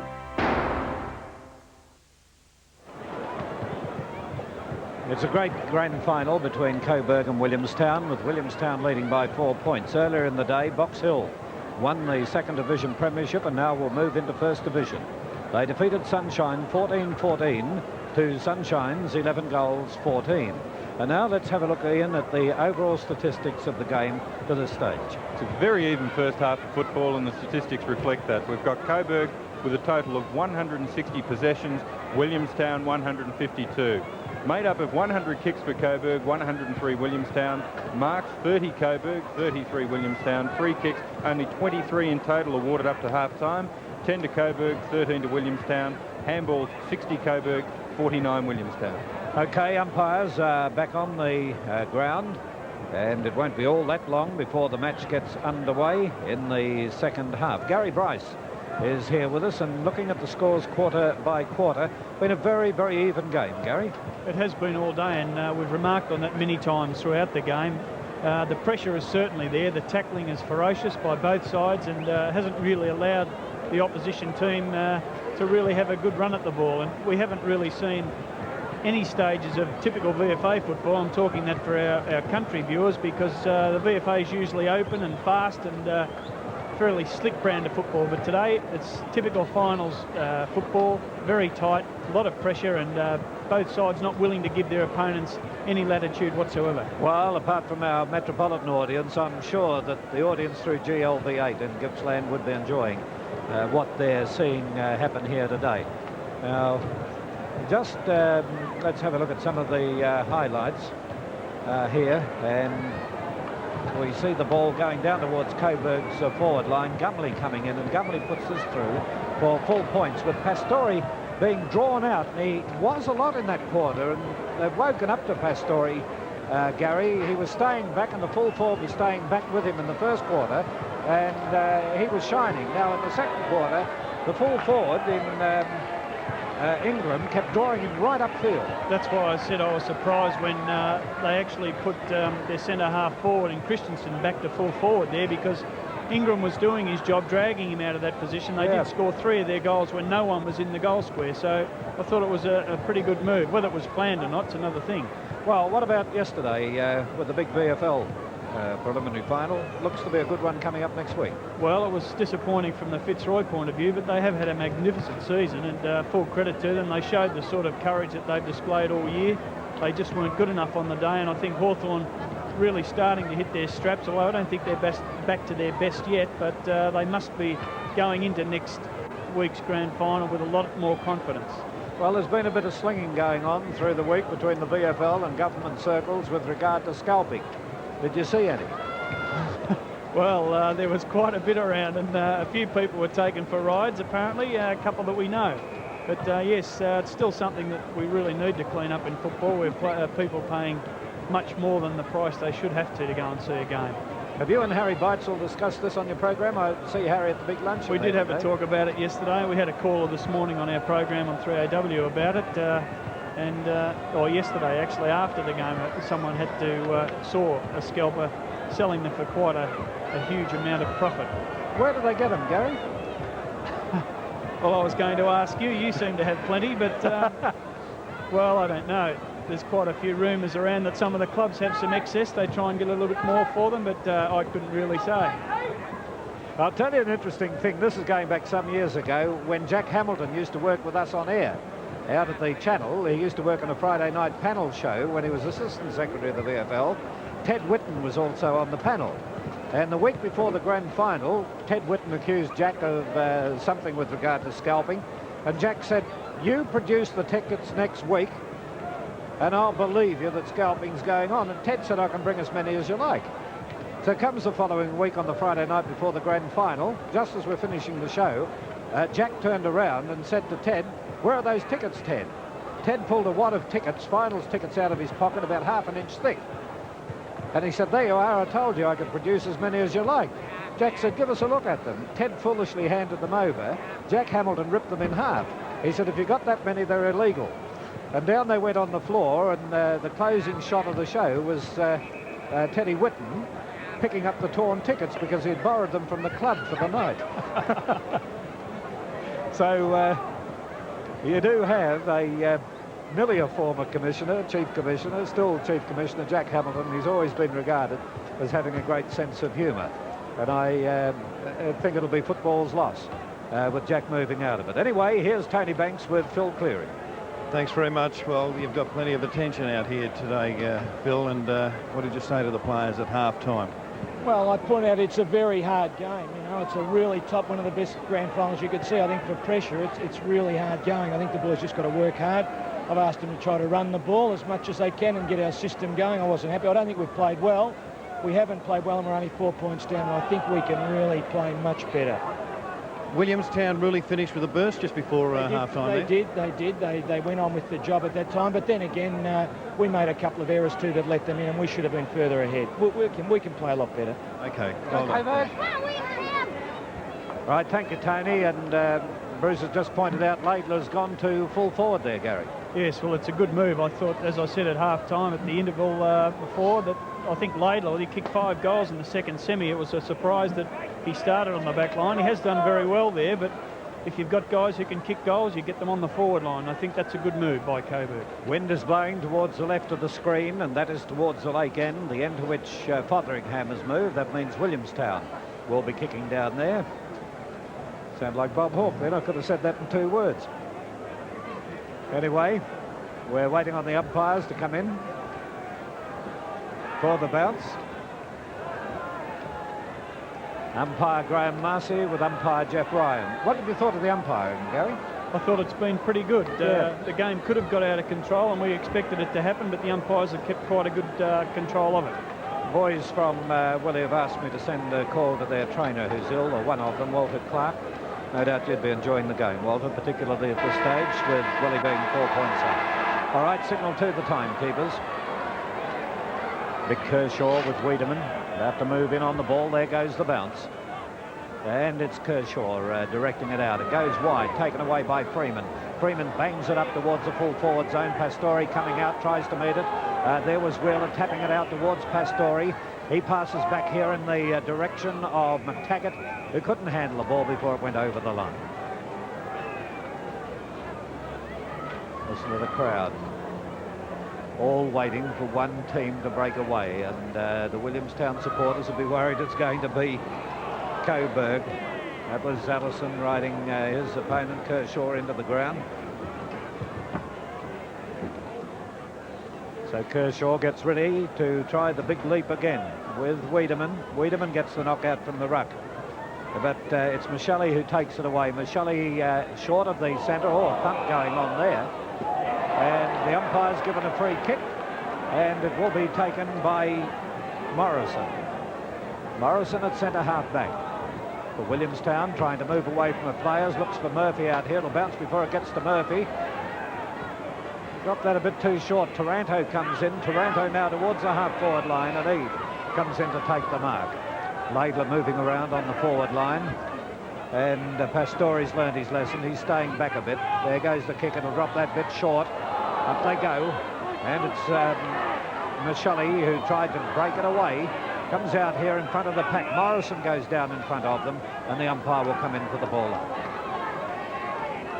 Quite a bit of negative football going on. Nobody can get it out into the open. It's just worked its way across from the centre through packs. Kershaw was bumped out of the road, but gets the kick in. Drops a bit short here for his teammate in Simmons, but kicked downfield towards that left forward pocket. Sate is the player going in after it, with also Nimmo, but it's gone over the line and out. So getting down towards Williamstown's forward line. Neither team been able to get it right out in the open. This is Sleverson coming around. He's banged it up towards that forward zone a little further, and the mark has been taken by Reinitz. Reinitz now across towards his teammate and Allison. Allison now from wide of centre half back. Has a paddock to play in out here. He's had the 2 bounces. He'll make it 3. Nearly lost it there for a moment. It just bobbed in the heavy going in the centre. And now it's one out here by Laidler and also Pastore, who's getting a shove all the way. And now a bit of chesting going on down here between the two of them. The umpire in there, but it will be thrown back into play. Let's have a look at what happened here. Could have been a headbutt go on here. There it is. Oh. No wonder the chesting was going on. Don't blame him. There's Kershaw knocking it out. Goes to Phil Cleary. A screw over the shoulder here by Freeman. He gets it towards the full forward position. Pass out here by Taranto. Shot for goal by Laidler, and he's put it through for 4 points. If most car makers had their way, this is the direction we would all be heading. On the other hand, Mitsubishi Magna represents a totally new direction in motoring. With Australia's biggest 4-cylinder engine, the Astron 2.6, and interior space and comfort to rival many 6s, Magna is a totally new class of car. No wonder the others don't know whether they're coming or going. Magna from Mitsubishi, car maker of the year, again. Ball in the centre once again. Kershaw knocks it down, comes out wide, comes to Allison, with Coburg now leading. Taranto gains possession. Taranto gets it wide. And it's Allison coming downfield towards the centre forward zone. Up went Pastore. 2 bites at it. The umpire's called play on. I thought that was a fair enough mark. Gary? Yes, I would have played it. Yeah, we'll have a look at it on replay. Laidler and Pastore. Pastore in the front spot. Laidler, Pastore. It looked a mark. It was a mark. Looks a clean mark to me. Ball up. Would have been a courageous decision to say holding the ball against Pastore there. Kershaw. And again a ball up. Well, I hope everybody's enjoying the match at home. We really are here. It's been a terrific grand final. Nothing pretty, but this is what grand finals have been all about. Wheeler tries to barge his way through, and he does. Left foot smothered by Christensen. Oh, it's on behind play here, no. Here's Terry Wheeler about to come up and tell Freeman something. He's given his hair a little pull. In comes Gumley to get rid of Wheeler. Gary, it's been most interesting, hasn't it? Yes, I think it will get a lot more interesting too before the day's finished. So James will get the free kick from the back pocket. He goes short to Morrison. Done a good job today, Morrison. He was named on the interchange bench. 11th possession, Ian Gibbs tells me. Barry Round in the front spot. Wiedemann, Round, Harbinson, Reinitz. Nobody really there. McTaggart didn't do particularly well. Christensen. Allison tries to help. Rickman's got it. Long drop punt, Fotheringham on a lead. Did it and did it very well. Splendid kick by Rickman. Gave Fothers a chance. And Mark didn't let him down. Kick 3. 77 for the year. 6-6 to 6-4. Willie trail by 2 points. Fothers from 50 metres out, maybe a little bit closer, 45. Drop punt. To goal. So it's 7-4 to 6-6. Having no front fence requires two things. A love of small children and large dogs. We called ARC Fence for their free catalogue. It's full of all kinds of beautiful fences, plus mix and match options for posts and gates. We choose the ARC garden fence. And suddenly, we realised. We do love small children and large dogs. Call ARC Fence now for a free measure and quote. 6 minutes gone in this quarter. Wheeler now comes out from the centre, kicks up towards Fotheringham. Both players overrun the ball, and it'll be a throw-in on the half-forward line for the Williamstown side. 4 points the difference. Williamstown 46, Coburg 42. Round will do the ruck work with Wiedemann. The throw-in was short. Reynolds gets the tap. Coming through hard there was Smith. Comes around, chips in towards centre half forward. Up high was Allison and takes a great mark. Ellison plays on straight away to Harbinson. Alan Harbinson kicks forward, looking for Christensen. Murphy from behind gets into his back a bit. Christensen recovers well. Was tackled solidly by Michele, and the umpire will come in and bounce. Might have been a bit stiff there not to get a push in the back. Christensen and Kershaw. Kershaw grabs it out of the ruckers, grabbed around the neck, dropping the ball, says the umpire. Pretty good decision, that one. Had the chance to get rid of it and didn't. And it's the tank himself, Taranto, who'll take the free kick. Has a lead from Laidler. Kicks for him. Punched away from behind there by Pastore. Pastore knocks it on in front of him. Is met solidly by Cleary. Coming through hard is Harbinson. Umpire picks out a free kick. And it looks like it'll go to Pastore there. Cleary and Sleverson. Players coming in from everywhere now as the two coaches meet. And Cleary's been reported. Sent off, is he? He's been sent off. Phil Cleary. About all this, Gary Bryce. Well, what a sensational send-off. I don't think, personally, I don't think there was much there, but...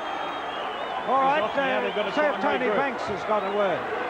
What happened then, Phil? No. He's not very well, actually, at the moment. He said that nothing happened out there, and he's not all that keen. Not a very good decision. No, could be. Could be. Tony goes in where Angels fear the tread. All right. Let's go on with the Pastore now towards the half-forward line. Comes off the hands of the pack. Umpire watching it close. Oh!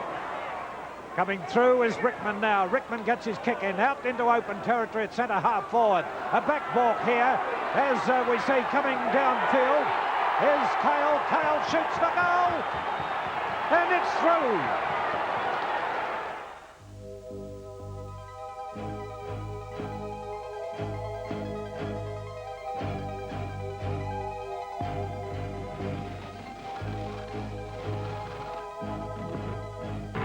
Shell announce a breakthrough.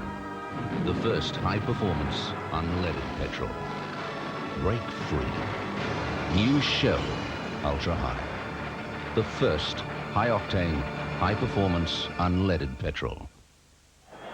There's the Mitsubishi scoreboard in a game of sensations here at the Junction Oval. They're hitting hard, and coming out of it here is Harbinson. Harbinson gets his kick in with umpires blowing whistles again.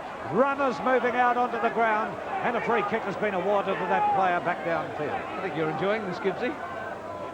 Oh, I don't like to see violence in football as it comes out towards the half-back line. Reinitz comes into it, and Reinitz taking the mark, sends it up towards the half-forward line, and the mark has been taken down here by Mansfield. So Coburg into attack, up towards centre half forward, and the big fellow Kershaw comes in to defend in that last line of defence. Oh, he doesn't know what to do. Kershaw eventually gets the kick in and puts it out into trouble. Oh, nearly a sensational mark. Collins is the player in there. He couldn't get away. Passed in the direction of Taranto, but moving in is Mansfield. Pick up here by Sleverson. Sleverson with a handball in the direction of James. Comes back to Mansfield.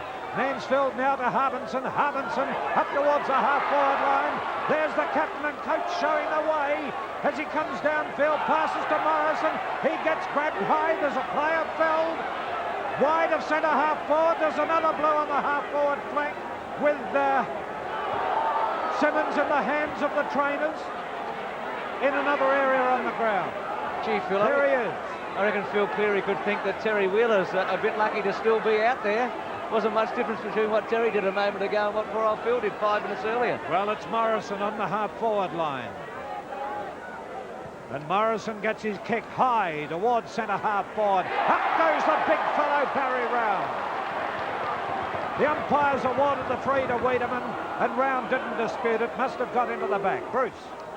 Well, it's had everything. Harbinson in the centre. What a game. Michele gives 15 metres away. 8-4 to 6-6. Harbinson from the centre wing. Pastore and Laidler. Oh, Laidler did it pretty well. Kershaw. Collins tried to rob him. Still Kershaw. Taken by Freeman. Snap. Chance for Christensen. Well done by McTaggart. This defence has been wonderful. Collins, Christensen and Pastore. Kershaw over the top of it. Wheeler concedes a behind. Well, Terry Wheeler's really led again by example today, Gary Bryce. Yes, he's playing a great game and great pressure there by both sides, and it's a magnificent game we're seeing at the moment. 6-7 to 8-4. Tony Banks has got Phil Cleary. You might talk to Tony right now, Tony. Great finals football it is, Phil, and obviously the first team to break is the other's going to get the opportunity to go ahead. Yeah, it's a tough game. They're starting to play reasonably well. I hope my going off hasn't unsettled things. They just got to work harder now. Do you blame yourself for going off, or do you think that you were just trying to be captain coach of the team and lead by example? I was doing nothing. It was a ridiculous, unduly rough play. What a rubbish decision. I mean, all I've done is push the bloke. Should a player be sent off for unduly rough play? Definitely not. You can see I've seen twice as many incidents worse than that. Okay, well, Phil Cleary with his opinions on unduly rough play. Gee, Wiedemann did well there. He thumped it through when it was going through for a goal. 6-7 to 8-5 on the Mitsubishi scoreboard. Sheldon to bring her back in, and Coburg trail by 10 points. And what a game we've got here as Taranto kicks wide out towards the wing position. Underneath it is Sheldon, Mansfield rather. Mansfield kicks forward now up towards Collins. It's been a free kick upfield. And it'll be Collins to take the kick. Collins kicks long towards full forward, looking for Laidler. It's over the head of the pack. The bounce is unfortunate for Coburg, and through for only one behind. Collins has kicked 1 goal 1 now, as we wait for Pastore to bring the ball back in. Pastore out towards the outer side, punched away by Freeman, going over towards the boundary line. Morrison comes in, but there'll be a throw in on the half-forward line for the Coburg side. 53 to 44. We've been playing for 14 and a half minutes in the third quarter of the 86 grand final. Gee, Morrison's got a lot of blood around his mouth too, Eddie, just like Owen for Williamstown. Certainly been a bit of spite in this game as Taranto comes away with the ball, but once again it's Terry Wheeler, the captain coach of the Williamstown side. Wheeler comes away with the left foot kick. He looks out for Pastore. He marks. Handballs to Sleverson. Away go the Williamstowners again. His kick is short, looking for Simmons. Simmons tries to tap it on. Harbinson dives on top. Sleverson gets away with the ball, but the umpire comes in and will ball it up on the half-forward line for the Williamstown side. Desperate play by both sides now. Round and Wiedemann. Neither ruckman get an effective tap. It comes to Mansfield. Mansfield out wide to Eade, and Eade takes the mark. So can Coburg penetrate now? They've been a bit haphazard this quarter with their kicking forward. Eade taking too long. All players are covered. He goes short looking for Christensen. Murphy from behind gets the punch. Sleverson waits. Gumley goes in. Brickman now bursts through with brute force. His left foot kick is a beauty and finds Simmons on the boundary line. Simmons straight away goes short. The kick was a shocker. Fotheringham tries to knock it on. In goes Freeman. Play on, says the umpire. Nimmo with the hand pass is a good one. Out towards Harbinson, who's been slow today. He's caught by Simmons, and the umpire says dropping the ball, and Simmons will take the free kick. I know, and Cleary's not impressed with that one either. as the short pass comes in, and a poor one, and this allows Coburg to defend through Freeman, and mark taken by Mansfield. Mansfield on the right half-back flank for Coburg. Coburg now trying to settle the play down a bit. Mansfield is anyway. Drops it a bit short for Collins. Collins will try and break away. Gets caught with the ball. There are players everywhere, and the umpire has awarded the free kick. It'll be taken by Sleverson. Sleverson, number 31 of the Williamstown side, swings the ball high in the air. Up comes Round with Wiedemann.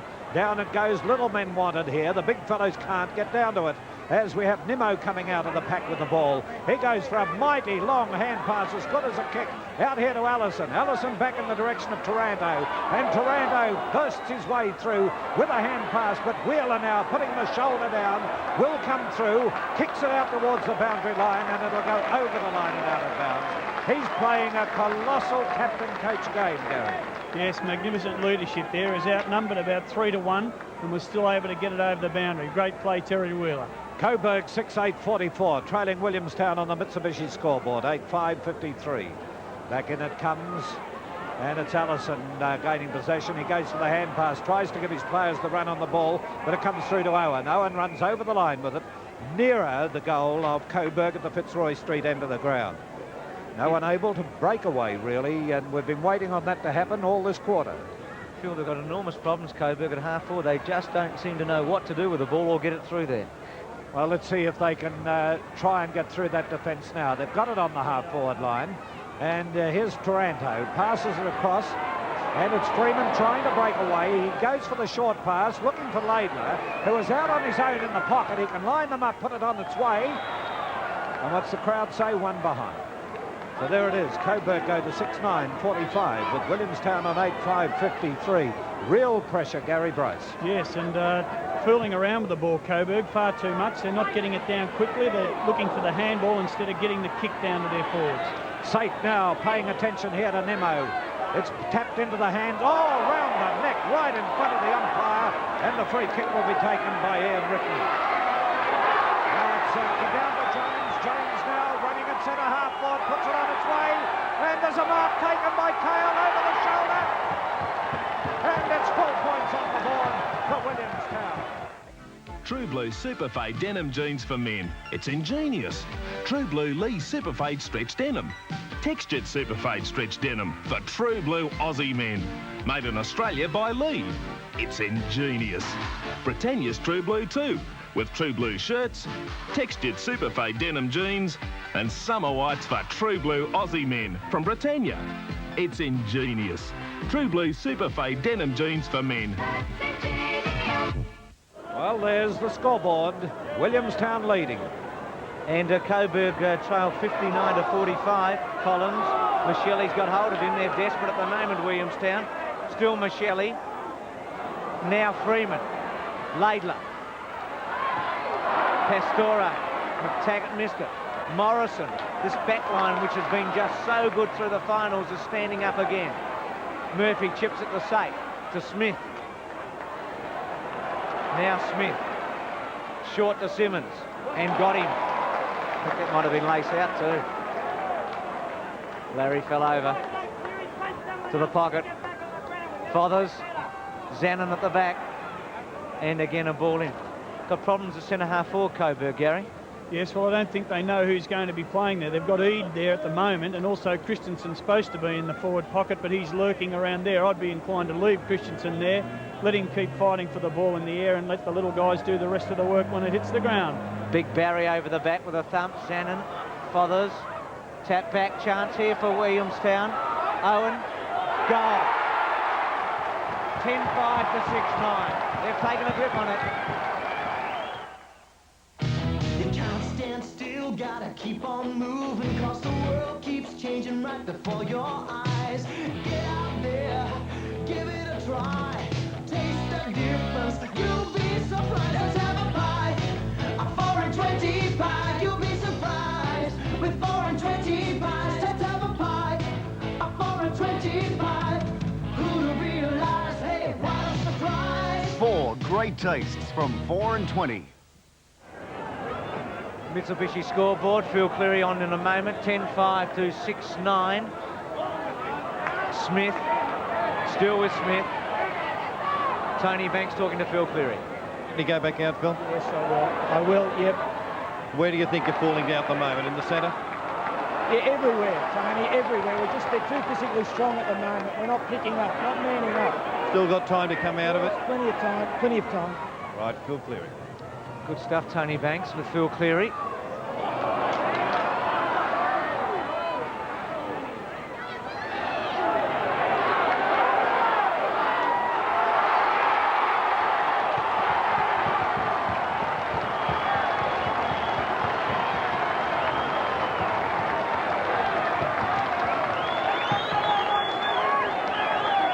Fantastic goal by Kale. 11-5 to 6-9. He's kicked 4 goals today, 3 in this quarter. And Gary Bryce, if ever Coburg's been looking down the barrel, they're doing it right now. Yes, Williamstown have really got the game by the scruff of the neck now. Magnificent desperation there by Kale to burst through and score another one.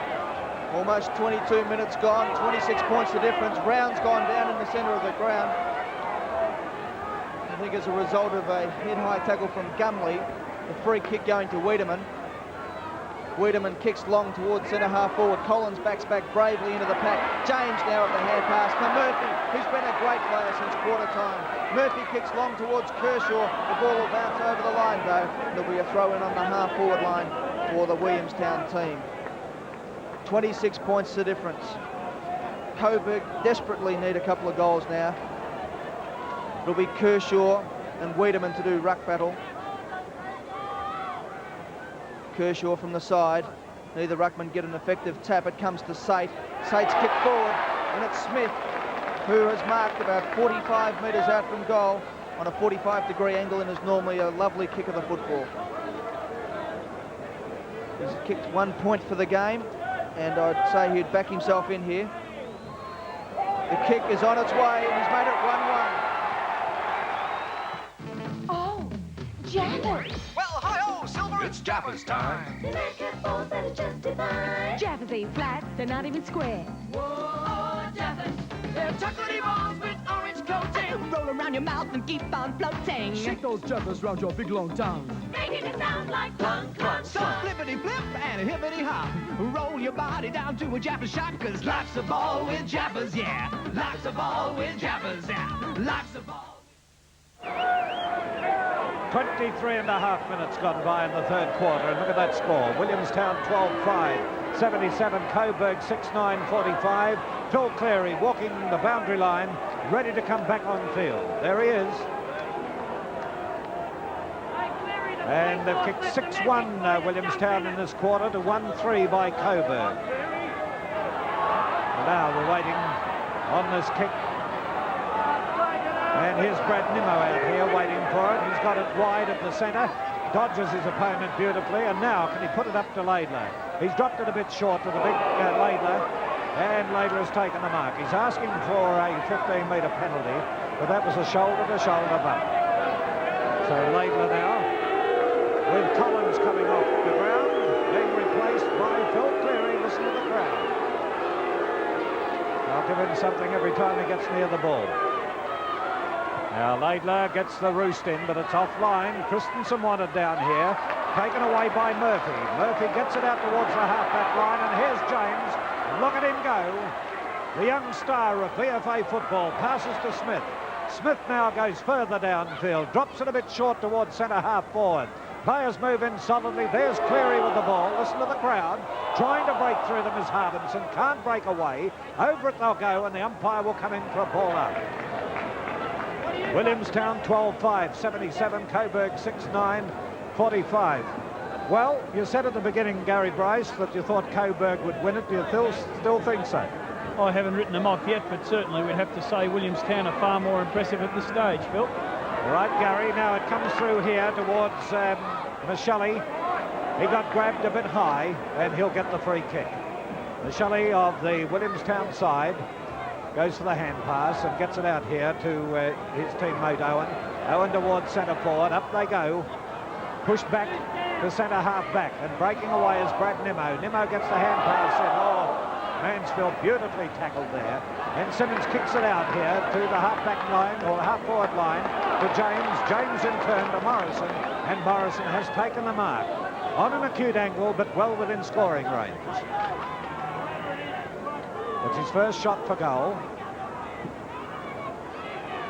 And he's on quite an angle. Should be able to get the distance. As he puts the ball on its way now, goal umpire watches it. It'll go across the face of the big sticks. Nearly a mark, but taken from the pack, and it's kicked through by Simmons. Good goal. Well, Williamstown have worked their way right on top. But Bruce, you were one who said Coburg would win. Do you still think they can? No. To be absolutely honest, not at the moment. They're gone, Phil. At the moment, 13-5 to 6-9. You have a knack of saying just the wrong thing at the right time, Gibbsy. No, they look too good for Williamstown. Their footy's been fantastic. Well, as I said to Phil Cleary last week and emphasised it, and the neck was in the noose, probably one of the best balanced side in VFA football. Well, right now they are the best balanced side. They're 13-5 to 6-9 on the Mitsubishi scoreboard, and they've really run Coburg ragged in this term. The Coburg run has been missing the fierce desire for the footy. He's not there at the moment. Cleary and Rickman. One bounce. Then Long. Fotheringham. James. Harbinson. James. Harbinson. Kershaw's got him. Gumley over the top. Ball up. Gary, can Phil do anything about this? Phil Cleary, I mean. I don't think the tide's just turned against them. They just haven't got anything going for them at the moment, Coburg. They've just got to try and get the ball, run it out of their back line and give it to their forwards in a better fashion than they have so far. James, 15-year-old, drop punt, out on the full. He's had a great introduction to senior football, playing in the grand final last year as a 14-year-old, and now this year, 16 possessions, Ian Gibbs tells us. You've got to kick it, idiot. Even I know that. You've got to kick it, somebody said from the crowd. He said, even I knew that. Drop punt. Just a little one to Zanin. He did call him an idiot as well. Yeah. I wasn't going to repeat that, Phil. Zanin, 15-metre penalty against Simmons. I think Coburg will be pretty pleased when they hear the siren go. This is the problem they've got, and Zanin's just expressed it in about 2 minutes, trying to not know exactly where to kick the ball. There is very few avenues open at the moment. Eade with a drop punt. Nimmo, Michelli at the back, or Murphy it might have been. Harbinson bumped off it by McTaggart. Wheeler crashes his way through to Sate. Sate with a handball, missed Owen's body, but it'll sit now. And Owen goes over the top and finds James. Comes back, caught. He didn't do it well then, Ronnie. Still Sate. Gone. Handball to Simmons. Simmons round his body. The bounce, no. Fotheringham can sit up and kick a goal here. Fothers. Snap high. Is it straight? I think it is. And Fothers has put it through. And he's kicked 5 for the game. And Williamstown is marching on to a premiership. It's 14-5 to 6-9. And it's one-way traffic, Gary Bryce. Yes, they've really have control, and Coburg really not offering much resistance at this time. I think a lot of their players have decided that it's not their day. Well, it's been 8-1 in this quarter, and we're looking at the premiership side right now. And we'll collect at the end of the next. Bounce of the ball, Williamstown. The last time they won a First Division flag was back in 1959, so the supporters have had to wait almost as long as Collingwood supporters.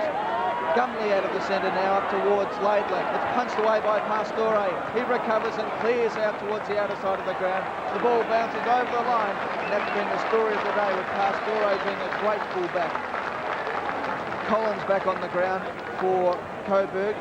Freeman down the far end coming off, it looks like. The throw in, half forward line. Round and Nimmo, neither ruckman go near the ball. Eade comes from Sheldon looking for Collins, and Collins marks. Well, Coburg certainly need to get a goal this time. Collins drops short. Christensen up high. It's punched away from him. Michelli off the ground. Has the run of the ball. Will be content probably to let it go over the line. No, he doesn't. Keeps it in. Simmons pushed in the back and will take the free kick. Simmons kicks long, looking for the high-flying Smith. Smith goes up, can't take the mark. It comes down towards Raynitz. Raynitz over to Sheldon. Sheldon steadies with the left foot kick out towards Mansfield. Mansfield puts one hand out, should have taken it with two. Recovers well, handballs onto Taranto. He's caught by Wheeler. Play on, says the umpire. Eade goes in, but it's Terry Wheeler, the captain coach of the Williamstown side, who clears with the left foot kick. Owen goes in. James recovers well, comes around, has all day, goes around his two opponents and goes for a dash. Has two bounces now, Ronnie James. Has three, goes around three opponents, kicks long, bothering hands his target, Smith. And Smith takes the mark. And what great play, Gary Bryce, there by Ronnie James. Well, brilliant play, wasn't it? From a player so young to have, it looks as though he's been playing for 15 years of senior football. The way he dodged and weaved, he knew he was too fast for him, went around a magnificent pass and kept it all off. Well, Smith has the chance here to end a fantastic quarter of football for Williamstown. Could be a premiership winning quarter. The drop punt on its way. It's offline though, through for one behind. All right, Eddie, and Tony Banks is ready for us on the ground. Tony? Okay. Well, you can get carried away, I think, at this stage, because it was a great third quarter, Terry. Yeah, it was a very good third quarter, wasn't it? Not yet. It's very hard. You know, Roundy and I played a lot of footy. And, you know, you can't get carried away. We do have to keep going, but it's a nice lead to have, isn't it? Well, the championship quarter, championship quarter's the third quarter. Yes. And Williamstown played championship football that quarter. Yeah, very happy with it, Tony. I mean, we had the runners from the back and around the ground. Finished the work off a lot better than what we did earlier. And they can finish it off in the last quarter as well? I think we're fit enough to, Tony. I think so. Okay, good luck. Thanks, Terry. Right, thank you very much, Tony. And just repeating, three-quarter time score. Williamstown 14-6, 90, leading Coburg 6-9, 45.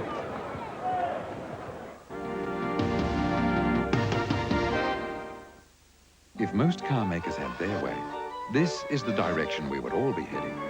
On the other hand, Mitsubishi Magna represents a totally new direction in motoring. With Australia's biggest four-cylinder engine, the Astron 2.6, and interior space and comfort to rival many sixes, Magna is a totally new class of car.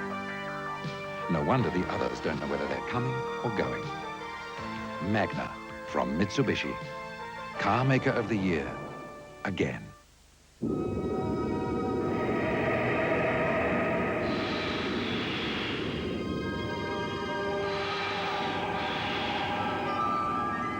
Boost the effectiveness of your detergent with Fiesta Oxygen Bleach. Fiesta whitens, brightens and freshens. It guarantees you a cleaner wash every time.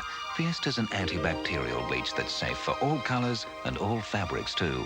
Breathe life into every wash with Fiesta Oxygen Bleach. Hey, Wally. Yeah? Here's some more Sunlover holidays. Sunlover?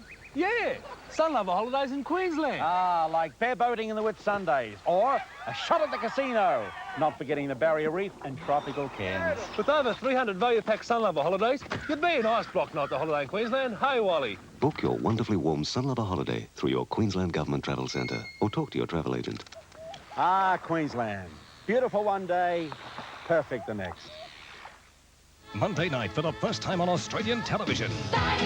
The fun began with Footloose, but now there's a gang who live faster, love harder and dance hotter than anyone you've seen before. Body Rock, 8:30 Monday on Channel 10. Pat Siri Iriot Benny Hill is back with more Gals and Gags, 7:30 Wednesday. It's a cheeky slice of the funnier side of life as this jovial jester takes a shot at your funny bone. The Benny Hill Show, 7:30 Wednesday on Channel 10.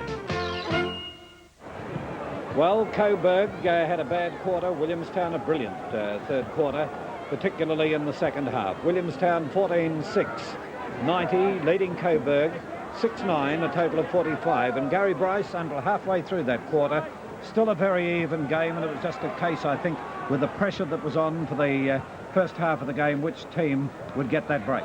Yes, it almost appeared from the time that Phil Cleary went off that the team really fell in a hole. And it looked as though also that Coburg were coming out to really be aggressive in that first part of the third quarter, where Williamstown had set their mind on just playing football. And it's paid handsome dividends for them. I think that Coburg are really in a state of disarray at the moment. They just don't know what to do, and there's not much that can be said. All that Phil can say to them at three-quarter time is, look, let's get back and regroup. We are a good running side. We did finish on top of the ladder because we are prepared to keep going. and just hope that the players can find a bit of pride and lift their games, because at the moment they look gone for all money. Well, as you say, they're a good running side, but as we've been discussing now for several weeks, Williamstown have the big man strength and they've got good little men. Yes, and they've used the ball. I think if we're looking at the main difference between the two sides so far today, it's that Williamstown have finished their work off very well. Coburg have brought the ball into their forward line on numerous occasions, but just blasted the ball away and haven't given their forwards a real opportunity. All right, Ian, the statistics on the game. A premiership winning third quarter by Williamstown. They managed to kick 8 goals 2. Coburg could only manage 1 goal 3. Williamstown led by Terry Wheeler, a great captain-coach game with 14 kicks to date. Murphy 18, Rickman 12, and young 15-year-old Ron James 12 kicks, 5 hand passes, a total of 17 possessions. For Coburg, they're led by Eade with 14 kicks. Allison 11 kicks and 14 hand passes, giving him 25 possessions to three-quarter time. Wiedemann 14 kicks, Reinitz 10. Goal kickers for Williamstown led by Fotheringham with 5. Kale 4 goals, 3 of which came in that third quarter, 1 of each to Sate, Round, Smith, Owens and Simmons, and for Coburg, 1 each to Collins, Allison, Gumley, Christensen, Taranto and Laidlaw. And just repeating, three-quarter time scores: Williamstown 14-6-90, leading Coburg 6-9-45.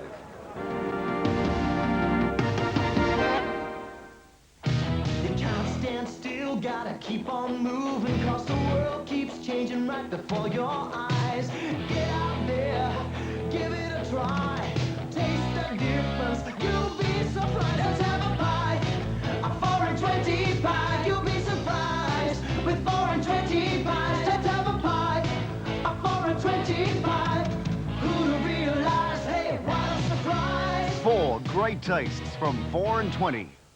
Having no front fence requires 2 things: a love of small children and large dogs. We called ARC Fence for their free catalogue. It's full of all kinds of beautiful fences, plus mix and match options for posts and gates. We choose the ARC garden fence. And suddenly, we realised. We do love small children and large dogs. Call ARC Fence now for a free measure and quote. Grocery prices have risen by more than the inflation. Consumers can expect another round of price increases. Since 1982, how many staple foods have actually fallen in price? Eggs have, and now they've dropped a further 12 cents. That's money in your pocket. Child, taking the kids to the show yet? Well, this year there's even more value. Tons of free entertainment, amazing displays, and at night, Operation Spectacular. See Italy on Show at the Show. 7:30 Tuesday, Channel 10 presents a special look at the controversial Kakadu National Park. A fascinating journey through one of Australia's most spectacular parks, narrated by Jack Thompson. This sketch, Stripes and All, is the Tasmanian tiger. Now almost certainly extinct, it was once common in Kakadu. An outstanding special. It's easy to see why Kakadu is the first Australian park to make the World Heritage List. Kakadu, 7:30 Tuesday on 10. Righto, and back here at the ground, Tony Banks will be talking with Phil Cleary, and we'll see the incident Phil figured in. Tony? Phil, you've had an inspiring talk to the players at three-quarter time. You've got to obviously fight it out in this last quarter. Well, we've got to do more than, I'm not giving the game up. We can win it. We've just got to work hard. It's going to require a 10-goal quarter, but I think we can do it. It's strange that Williamstown started to get on top after that incident. It really shouldn't have been sufficed for them at that particular time for them to get on top just when you went off the ground, was it? Well, I don't know. I suppose me going off maybe unsettled things, I don't know. But it's just a shame that I could be ordered off for a ridiculous decision in a grand final. Is beyond me. Beyond me, really. OK, now do you feel that you've got... ask them up in the box what they think. They see it? Yes, they did. Well, I'm not quite sure whether Gibbsy saw it, but he's going to comment on it. He's watching it now. Yeah, I just said to Gary Bryce that I couldn't see very much in it. If we can have a look at it again, Gary, and Bruce, as it comes up. And this is what sent Phil Cleary off the ground. Now, there he is, turning around. He just gave a little bit of an edge, and somebody has said something to him, and he grabbed him. I can't see anything wrong with that. No, I thought it was a weak decision there. I mean, I think Phil said before there've been a lot worse incidents happening, and he was unfortunately sent off for what was just a push, really. And do you think that could have been the turning point in the game? Well, it certainly had an effect on Coburg, and I don't know whether they can recover from it. Phil obviously feels still upset about the issue, and I think he's got to get that out of his mind and not use that as an excuse. He's got to get the players' mind back on the job. And if he's saying to them that they're being victimised, well, the way to prove that is to go in and get the ball and finish off their work, which they haven't been doing. They're 8 points down when he went off, Phil. They're 45 points down now. Oh, well, he's having a word with the umpire. Let's have a quick look at these statistics, Ian.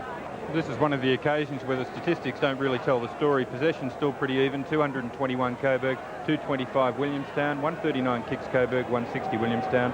Marks, 46 Coburg, 52 Williamstown. Free kicks, 16 to 22. And handballs, Coburg 82, a lot of which are under pressure, and with Williamstown 65. Well, now, umpire Marcy, as we have a look at the scores quarter by quarter, and you'll see how it's gone. 9 to 15, 36 to 40, and now 45 to 90. As umpire Marcy comes in for the bounce. And Wiedemann in there still to contest, but Round gets the knockout from the ruck position. It comes into the middle of the players, taken away by Nimmo. Nimmo put it down to Allison. Allison got grabbed with the ball. The umpire says, though, he was tackled too high, and Allison gets the free. Long way out from goal, short of centre half forward. This is Brian Allison of Coburg. Puts it well on its way. It'll drop that fraction short and be touched on the way through by Barry Round, which takes Coburg on to 6-10-46. Williamstown now 14-6, a total of 90. So there's the kick-off by Pastore. Gets it out to Murphy. Murphy able to accept that pass with Nimmo on the mark. He hand passes here to Micheli. Micheli now upfield towards the half-forward line, and the mark has been taken out here by Sims. Simmons now with his kick towards the half-forward line. Big fellow Kershaw went over the top of them, couldn't pull in the mark. There's Saint round the pack, and the umpire, as Phil Cleary was off, but it's Christensen getting the free. Christensen from the back pocket plays it up to the wing. Players move in there, and the mark has been taken by Micheli again. He's been a lot of play, Micheli. His captain and coach is out in the centre, but got his back to him as it comes up towards the, well, near the half-forward line. It's Barry Round getting it. He passes it across to Rickman. Rickman now towards the centre-forward zone. Oh, and a good mark taken here at centre-half-forward by Smith. Wide of centre-half-forward, favouring between the forward flank and the forward pocket. He's kicked 1-2. And has taken his time as he lines them up at the Fitzroy Street end. And any glimmer of hope that Coburg had, I think this will dispel any part of it. It's on its way and it's through for 4 points.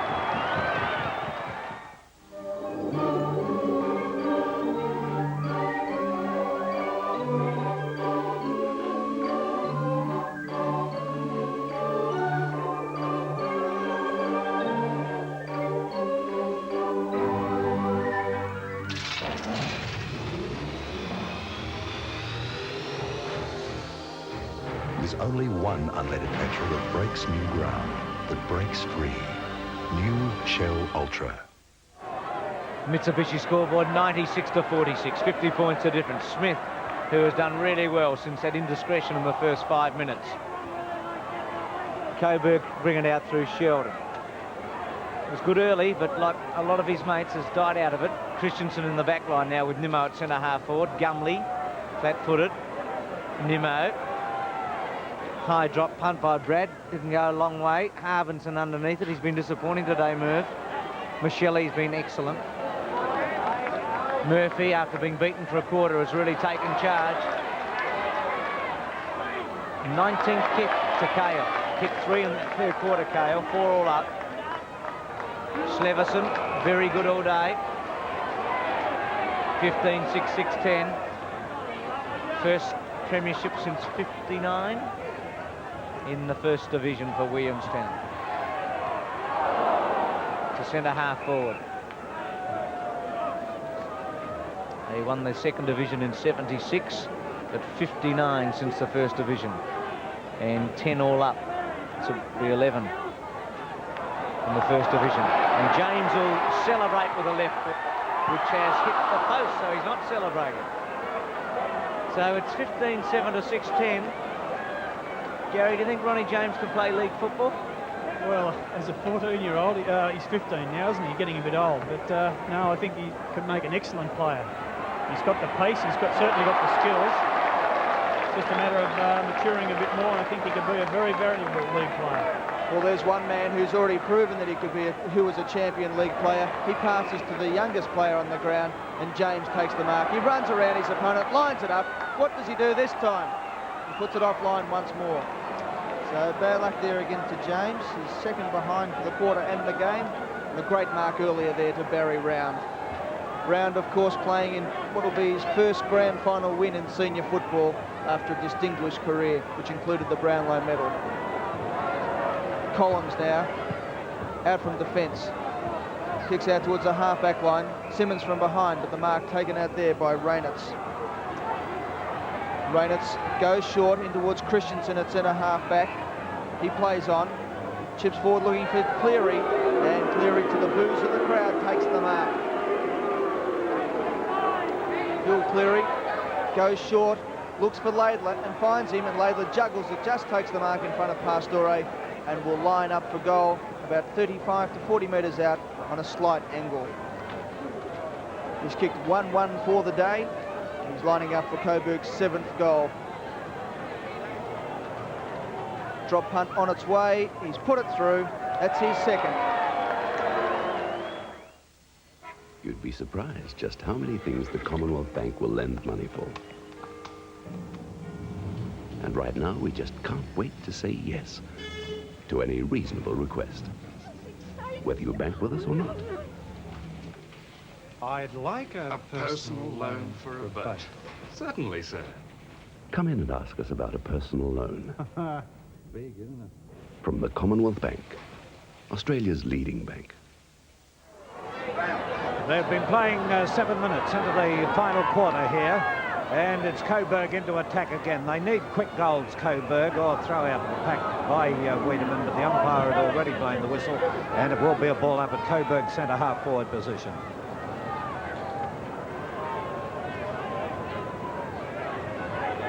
So now, umpire Jeff Ryan. With the bounce, Brown trying to get around Wiedemann. Wiedemann gets the knockout from the ruck, but again it'll be a ball up. So Williamstown 15-8, 98, Coburg 7-10, 52. And there goes the bounce again. Ruckman get it out wide. Morrison gets it out here towards Rickman. Rickman now gets 2 bounces, but then they're into it again out here. And Gumley, I think, yes, look at Gumley putting the rips into the body there. Murphy's into it as well. Do you think they'd give it away at this stage of the game, Gary? Allison's been reported. Well, it's a bit silly. They've got to get their mind. If they had any chance of getting back in the game, it's gone now. Their best player, Allison's been sent off the ground. Yes, they've got to get their mind back on the job, Coburg, if they want to get anywhere with this. They were getting the ball, they've got it down on their forward line. They've scored a goal since three-quarter time. And now we'll see coming back on Freeman of Coburg. Wheeler was the one who copped it out there. But I don't think he'd feel anything like that now, Terry Wheeler. Do you think, Gary? No, it wouldn't be worrying him one little bit with the score as it is. All they'd be saying now with the punch-up and all the Williamstown players would be saying was have a look at the scoreboard. That's all that counts. Terry Wheeler with the free kick, and he's got the lead. But he decides, swings around at the last moment, plays it out the round, coming in over the top of Cleary. He couldn't take the mark here, and a little bit of thumping going on there still. The umpire running into it. I wouldn't take on Barry Round, son. No way. Round, he just pushes the left arm out. They got the message. Kevin Sakes in a bit of pain, Phil, number 12 for Williamstown, and we believe he's playing in his last game today. He's going to retire afterwards. No, he's all right, back on his feet there. Trainer out to him. Well, the original free kick was for Phil Cleary. Now, Gumley's been sent off and he's over the back at the moment, so they've got two players sent off, obviously reported, and Ingram comes on. All right, back into the play, but the umpires recalled the ball as we have Williamstown 15-8, 98, leading Coburg 7-10, a total of 52. So there's Sate now with a hand pass as play goes on here up towards the half-forward line for Williamstown. There's Morrison going in after the ball, and he's quite content to let it go over the line and out of bounds. Who wouldn't be if you're this far ahead? They've been playing 10 minutes into the final quarter, and there'll be a lot of time on with this quarter. Unfortunately, we won't be able to get all the atmosphere in the dressing room. The presentation will be made out on the ground, and we'll get some of that atmosphere from Williamstown and Terry Wheeler with Tony Banks. Well, now it's on the forward zone, and moving in here is Simmons. Simmons tried to break away, but being brought down to the ground is Smith. He couldn't break either. Hand pass out to Phil Cleary. Phil Cleary cops the blues, and there's the example of what has been the problem with Coburg today, not quite knowing where to go as Eade comes in to try and gain possession. There he is, overruns the ball. Little Sate is grabbed, he passes out here, and it's Simmons who gets a further pass into Sleverson. Sleverson high in the air. Waiting for it down here is Zanin to go up and take the mark in defence. So Zanin, a little bit unbalanced, passes it wide, and it's Christensen who'll lope downfield. Bad hand pass from him. He's looking one way, got it through to Cleary. Cleary gets another poor hand pass back, this time to Christensen. They're running into all the trouble in the world. A lot of mistakes from Coburg out there, Gary. Yes, a lot of mistakes now. Christensen there not only didn't watch what was happening, but gave a bad handball, then turned his back on it, and Cleary wanted to give it back to him. So the whole teamwork's falling down. Eade from Collins. High drop punt. Sheldon. Morrison takes off early, interferes with him. And free kick to Sheldon. Sandy's having a word to him. And Sheldon will take the free kick. 7-10 to 15-8. Here's a replay of that. Sheldon in the front spot. Morrison just over the back. Gave him a bit of a nudge. Short by Sheldon. Harbinson. And a ball in. Merv Harbinson's been way down today. He'd be disappointed. His brother Alan also hasn't had a big game. Things just haven't worked for them. Round and Nimmo. Wiedemann, who was tremendous early, but he did drop out of it as we anticipated he might because of the workload. Freeman, the handball to Harbinson. Now Merv from a long way out. Drop punt is good. That should go through. Pastore, will he touch it? He has got close to it and has done a good job again. What a great game he's played, Gary Bryce. Been magnificent all day. Pastore has hardly made one mistake that I can think of, and been a fantastic performance by him, particularly early in the game. His kick out from defence is equally as good, and he finds Michelli. Michelli now steadying down play, goes short looking for Sleverson. The umpires call it back, and Michelli will kick with the aid of a 15-metre penalty.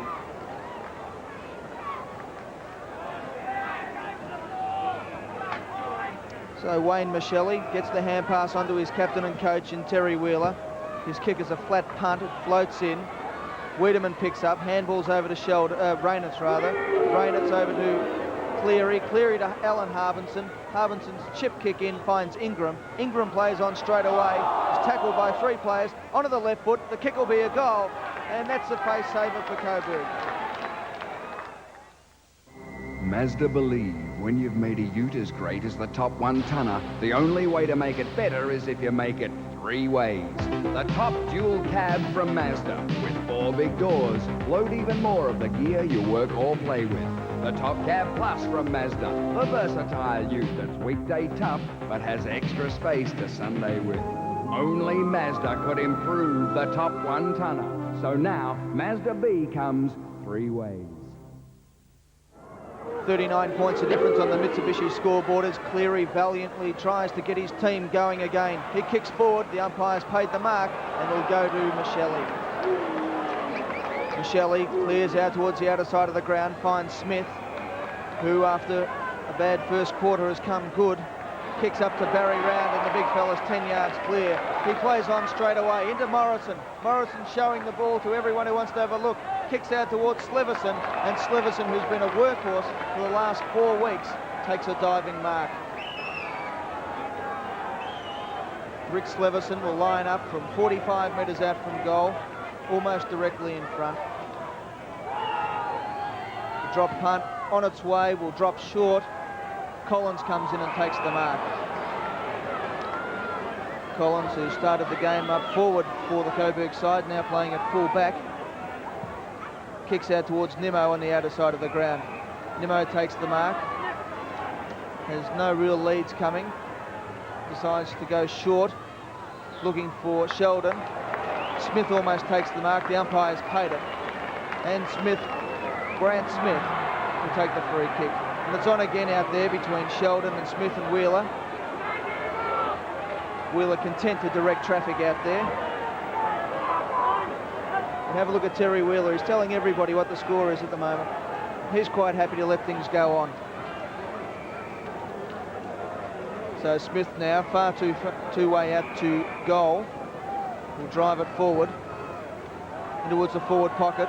Kershaw can't take the mark. Players dive in on top of it, and the umpire will come in and bounce. All right, it's not far out from the Williamstown goal, about 20 metres. And what a pity the game has fallen away to this extent after seeing 2.5 quarters of really tough, rugged football. I'm not saying it's not tough and rugged at the moment, but there's a big difference in the score. There's Eade with his kick towards the wing on the outer side of the ground. Players battle for it there, Michelli and also Sheldon. But Sheldon has been either awarded the mark of the free kick. He's got a hand pass in across here to Nimmo. Will be nailed almost immediately by Smith. And the umpire comes in and says, let him take his kick. Well, he's taken a hand pass to Collins. Collins across here to Cleary. And Cleary back to Collins. Collins having trouble handling it. He's knocked it on, and the umpire calls play on after playing the whistle. Comes through here in the direction of Ingram. Ingram shoots down towards the goals. It's offline, and 1 point is the result. So Coburg on the Mitsubishi scoreboard go to 8 goals, 12. That's 60 points, 38 points down on Williamstown, 15-8. And they've been playing something like 17 minutes into the final quarter. So Williamstown get it away once again. Up here onto the half-forward line, Cale accepts the pass, and Cale now gets a further lead. He was looking for Fotheringham, has the kick smothered. Reinitz is the player to go down to the ground. Comes wide, it's tapped across here to Collins. Collins high in the air towards the half-forward line. Oh, you'd feel a bit silly trying to take one like that. The umpire says the player was grabbed, and the free kick will be taken by Ingram. He gets his kick in now towards the left forward pocket. Laidler came out, got both hands to the ball, failed to take the mark. Can't see them even bridging that gap, Gary. No, there's no hope for them now. You can see the players they're playing with no confidence whatsoever. There's no movement on the forward line, and players that really Laidler should have taken that mark, and you can just see they're playing with no confidence whatsoever. All right, it comes out to centre half forward. Taken this time by Sheldon, who shoots the goal, and he's put it through. Mr. Walker? Yes, son? Was your nickname really Tangles? Yeah, but there's some pretty weird names about, like Hugel and Hoyle. Hugel and Hoyle? They put in my reticulation system to save me watering, and save water too. My security system to save me worrying, and solar to save on heating costs. Hugel and Hoyle's lines are open right now. Call 543-7555 for professional advice on reticulation, security and solar. Phone right now. 15-8 to 9-12 on the Mitsubishi scoreboard. McTaggart from centre half-back, 98 to 66. Coburg's kicked 3 goals in this term, 3-3 to 1-2. So they've just chipped away at this lead, but they're a long, long way out of it. Mansfield, high drop punt. Freeman underneath it, and did it pretty well, but not pay. McTaggart, Wheeler, and Terry's going to remember today for a long time. Vinny Taranto, the human tank, did it and did it pretty well. Gave Wiedemann a chance. He was fantastic in the first half, Wiedemann. Taranto had a couple of options. Harbinson, Sheldon. Now he's got Merv Harbinson, and he should take the mark. Free kick. Well, Gary, Merv can kick this. Any hope at all? Well, there's always hope while the time still ticks on. I suppose we've got 12 minutes of play left. It's not impossible for a side to get back from here, but things don't look too good. It'll really depend on, I think, this goal. If he kicks it, will give them a bit of a spur on. It's 32 points the difference at the moment. Harbinson hasn't kicked one today. Drop, punt, And he has put it through. 26 points. Because today's turbo engines run at extraordinary temperatures, your mobile team has engineered an extraordinary oil. New Mobil Super Plus. Turbo tested to protect all engines up to a staggering 350 degrees centigrade. That's the ultimate in protection. Because if you can't cook your oil, it can't cook your engine. Free kick to Williamstown, which is just what Coburg didn't want. They need the momentum to flow. It's 10-12 to 15-8. Can Coburg come back? 26 points the difference. Drop punt by Kershaw. Christensen with Round. Sate. Sate from half forward. One bounce. He's going to take them on. Drop punt has missed, or yes, it's just missed. Sate could have really rammed it home there. 10-12 to 15-9. And it'll be Collins to bring it back. Cleary provides the lead. 4 goals 3 to 1 goal 3 in this term. Sheldon wide, hasn't given up. Ian Gibbs, how many touches Sheldon? Sheldon, he's played quite a good game. 17 kicks, 7 hand passes, 24 possession. So Sheldon on the outer side, back pocket position, goes short, finds Eade, and he takes the diving mark. Alan Eade goes back, will have to kick long, does so to centre half forward. Coming across was Wiedemann, the big punch on. Harvinson leads the race with Michelli. Michelli gets his hand to the ball first though. Harvinson dives on again, taps it back to Freeman. Freeman caught, needs to get a kick in, does so out to Taranto. Taranto over the top, Laidler into the open goal, 4 points. Well, a fairly needed one there, Gary. Well, you can't stand still, gotta keep on moving, cause the world keeps changing right before your eyes. Get out there, give it a try, taste the difference, you'll be surprised. Let's have a pie, a 4 and 20 pie, you'll be surprised. With 4 and 20 pies, let's have a pie, a 4 and 20 pie. Who'd realize, hey, what a surprise. 4 great tastes from 4 and 20. 20 minutes of play gone by. Coburg coming back. They're 11-12-78. Williamstown 15-9, a total of 99. But here's Williamstown defending out here towards Rickman. Rickman with his kick towards centre half forward. Oh, kicking and range it up. The umpire allows the play to continue. Coming up to meet the ball is Zanin. Zanin of Coburg, a hand pass to Eade. Eade in open territory, can bounce it a couple of times. He'll get around the big fellow Kershaw. 3 times he's bounced. Then a hand pass out wide towards the flank. It's Sheldon coming in, shoots for goal. And it's hit the post. Is there something wrong then? Coburg 11-13-79. Williamstown 15-9. A total of 99 at the 23-minute mark. Well, exciting stuff now, and I don't think we might have written them off before, but Sheldon has really given them a lift since he's been on that forward line on the ball. I hate giving money back. Okay, it comes onto the half-back line. Up they rise. Smith went up. Behind Collins, failed to take the mark. Dribble it to the boundary line, son. And there it goes. Williamstown 15-9, 99. You know, Phil, it's 11-13-79, and what do I know? You know it's illegal to coach and commentate at the same time. I'm not doing that. All right, it comes off the hands of the pack, down to Smith. Smith up towards the half-forward line for Williamstown. Down into the hands of Sate. Sate up towards Fotheringham, who leads out well, and he's taken the mark. Racing right downfield is Gibson. And he's kicked it across field. Oh, 2 players spoil themselves. It's Murphy who hand passes this time to his teammate in Simmons. Simmons shoots for goal, but immediately we see it return upfield with Reynolds now in the van, out on the open territory, towards the wing to Wiedemann. Down goes Wiedemann. He must be tired, Bruce. Yes, Phil, he worked so hard early. Owen from centre wing with a little one. Gibson who's come back on. Allison's now back on for Coburg. Harvinson round his body. Coburg just cannot allow Williamstown to get a goal. Reinhardt is very tired towards half forward. And Rickman has just settled back to take the mark. So Coburg need another one quickly. 11-13 to 15-9. full points to them because they really look gone at three-quarter time, and whilst they're still behind, there's still a hope. Freeman over the top to Merv Harbinson from half forward. Short to Laidler. He's got it. Kick 3. Now he can kick this, Laidler. 24 minutes gone. 79 to 99. Mick Laidler from 45 metres out. Drop punt. And he's put it through, and Coburg is right back in this.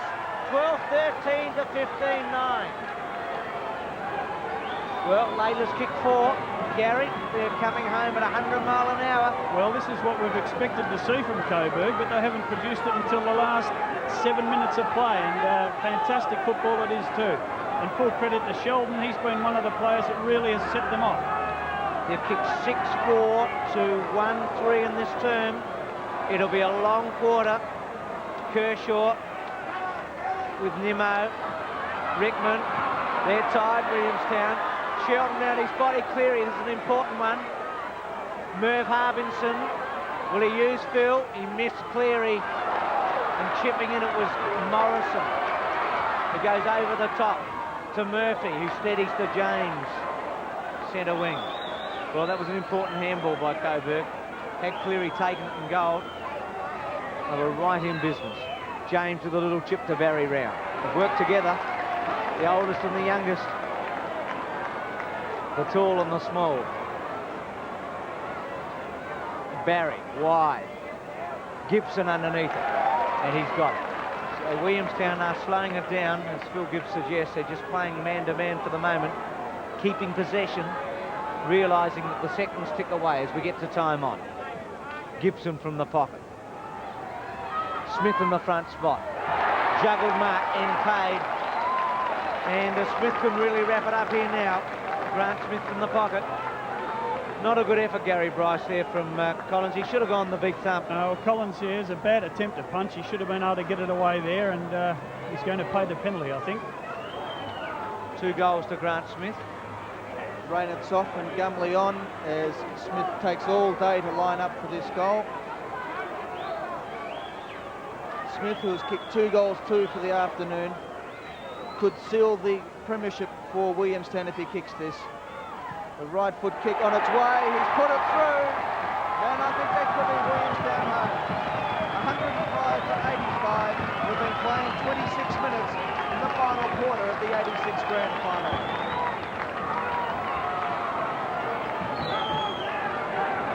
Gary, what do you think? Can they come back, Coburg, still? Well, I think that was the goal that Williamstown really needed to stop that run that Coburg have had. The next out of the centre is most important. Coburg desperately need to get the ball out here. Nimmo goes in. It comes down to the ground. Then they dive. Kershaw gets the handball out. Comes out to Morrison. Morrison's kick is a high one. Underneath it is Collins. Sate comes in, but Collins takes the safe mark. He plays on straight away. The long handball out to Eade. Eade swings round onto the left boot. Decides to go round. Has a bounce. Lines up now from 50 metres out. The kick is a shocker. And it's out of bounds on the full. Well, they really needed to do something there. They really did, with Williamstown 16-9, 105 Coburg on the Mitsubishi scoreboard, 12-13, a total of 85. And there it is, back into play. Comes up here to be taken by Murphy. Murphy now from that last line of defence. Well, Barry Round indicating keep it near the boundary line on the stand side. Round is under the ball, but coming up over the top of him to take it is Smith of Williamstown. And Smith now from the half-back line will look for the lead further afield, but they're taking their time all over the field, Williamstown, and that's what they need to do, as it's punched down by Christensen over the line and out of bounds.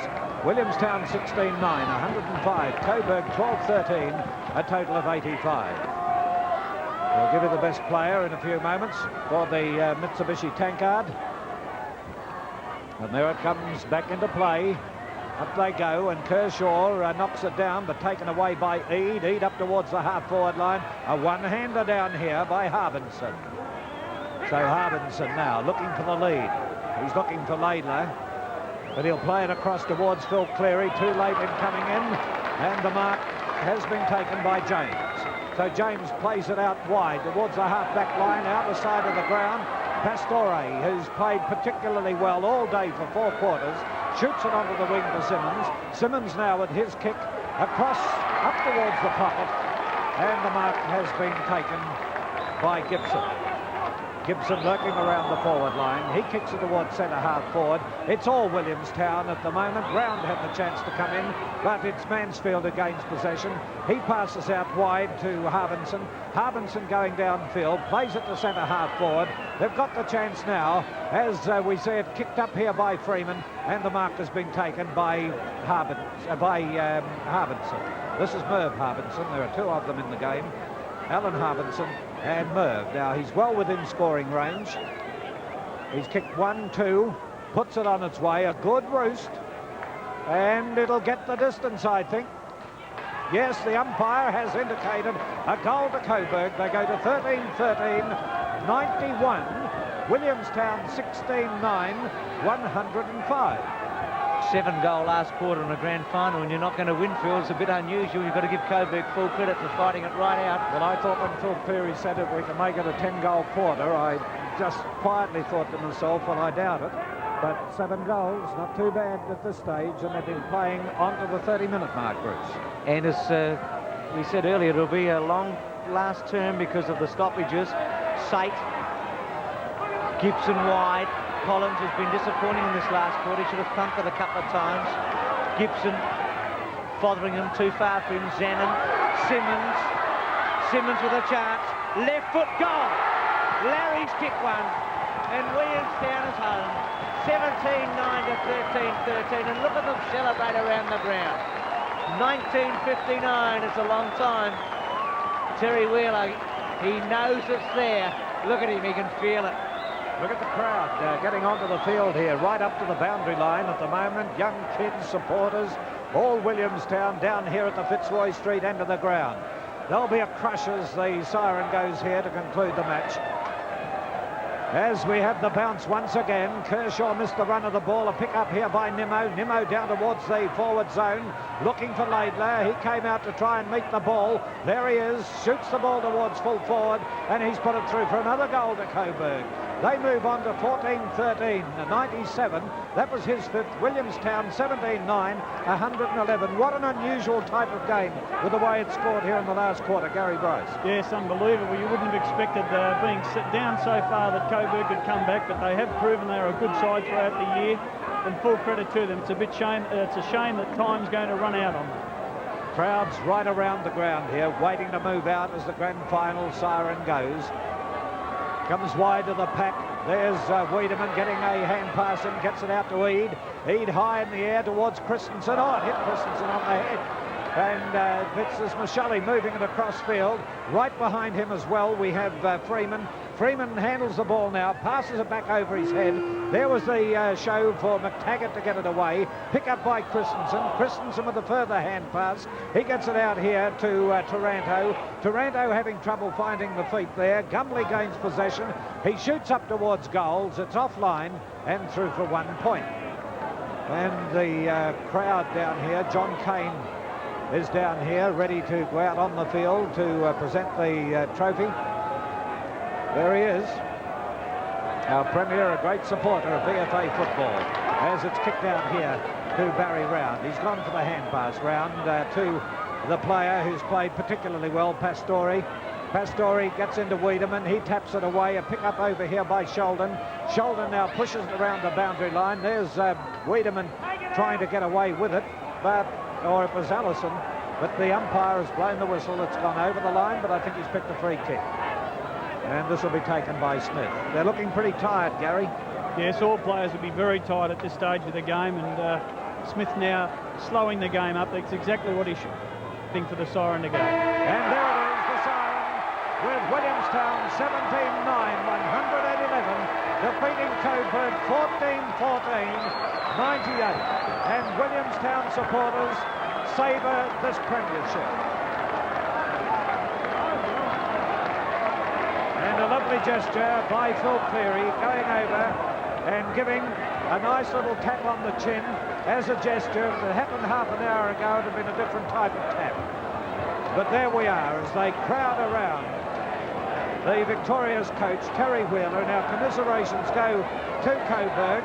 Here's Phil Cleary walking off the ground, And might I add how very cooperative Phil Cleary has been with us throughout the final series. He'd be a very disappointed man now as he moves up the race. So also would his teammates. But congratulations to Phil Cleary for the way he supported VFA football throughout the years, and particularly in the final series.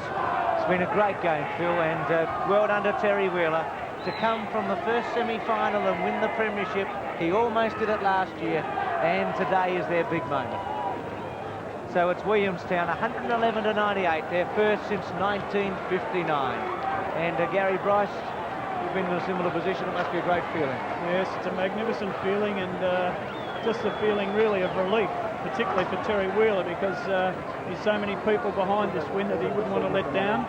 And tremendous feeling of elation for the players. Eddie McGuire, it must have been a thrill for you to call your first grand final. Yes, it certainly was, Phil. A tremendous effort by the Williamstown team today. As Bruce said earlier, 1959 was their last First Division premiership. They've won Second Division premiership since then, and today is their 11th grand final win, and I think it'll be a big week down at Williamstown this week. I don't think Tony Banks can get in through that crowd. There's a presentation to be made here, but unfortunately we won't be able to see it, but it will be recorded. Phil, do you think Ronnie James will have to go to school tomorrow? If he gets out of the team for night, he won't go. And just before we sign off, I'd like to say to Ian, thanks very much for the 16 years you've devoted to VFA football. This is Ian's last. He's off overseas to work in London. Here, he's done a great job, Phil. I've only been with him for 3 years, but well done, Ian. Thanks very much. I'm very much looking forward to it, and after 16 years, it was a good way to end it. And that's the atmosphere. Barry Round, congratulations to Barry. He must have been a big inspiration to this Williamstown side. We know that he has supported the young people, and the young people have looked up to him throughout the season. He told the steward last week, if we win next week, don't come near me. You're not going to get this jumper. He said, I'm going to wear it for a week. And just before we sign off, thanks very much to Tony Banks. I'm sure each and every one of you have enjoyed his participation and what he's done around the ground. Tremendous effort. So, for Gary Bryce, we've enjoyed working with you. You're as good a commentator as you were a footballer, Gary. Thank you, Phil. It's been great being associated with you. To Eddie. Yes, Phil, a tremendous way to finish off this season, and a great VFA year it was. I've loved it, Phil. And to Ian. Very much enjoyed it. And Tony, just quickly with Terry Wheeler.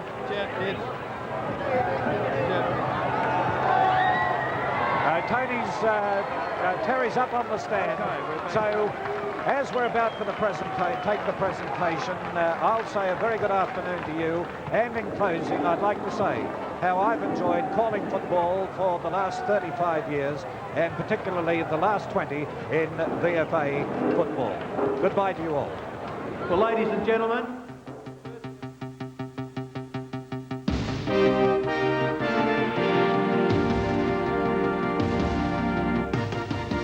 Thursday, Rita Connors returns to Wentworth with a vengeance. She has a score to settle with Blackmore's Governor Craven, but he won't be intimidated by any prisoner, much less a woman.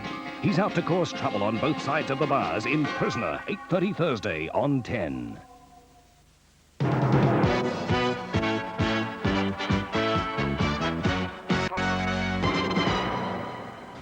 Hello again. The Labour Party is heading for a stormy week. The federal ALP executive has already overturned today's Victorian branch decision, which placed John Halfpenny on the top of the Senate ticket at the expense of Senator Button.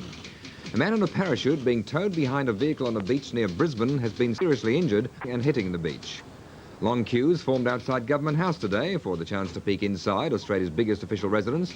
And Olivia Newton returns home. We'll have highlights also of the VFA Grand Final in Eyewitness News tonight at 6. Eyewitness News, first at 6 with Jennifer Kite and Charles Slade. They make every weekend a good weekend. Eyewitness News, you won't miss a thing.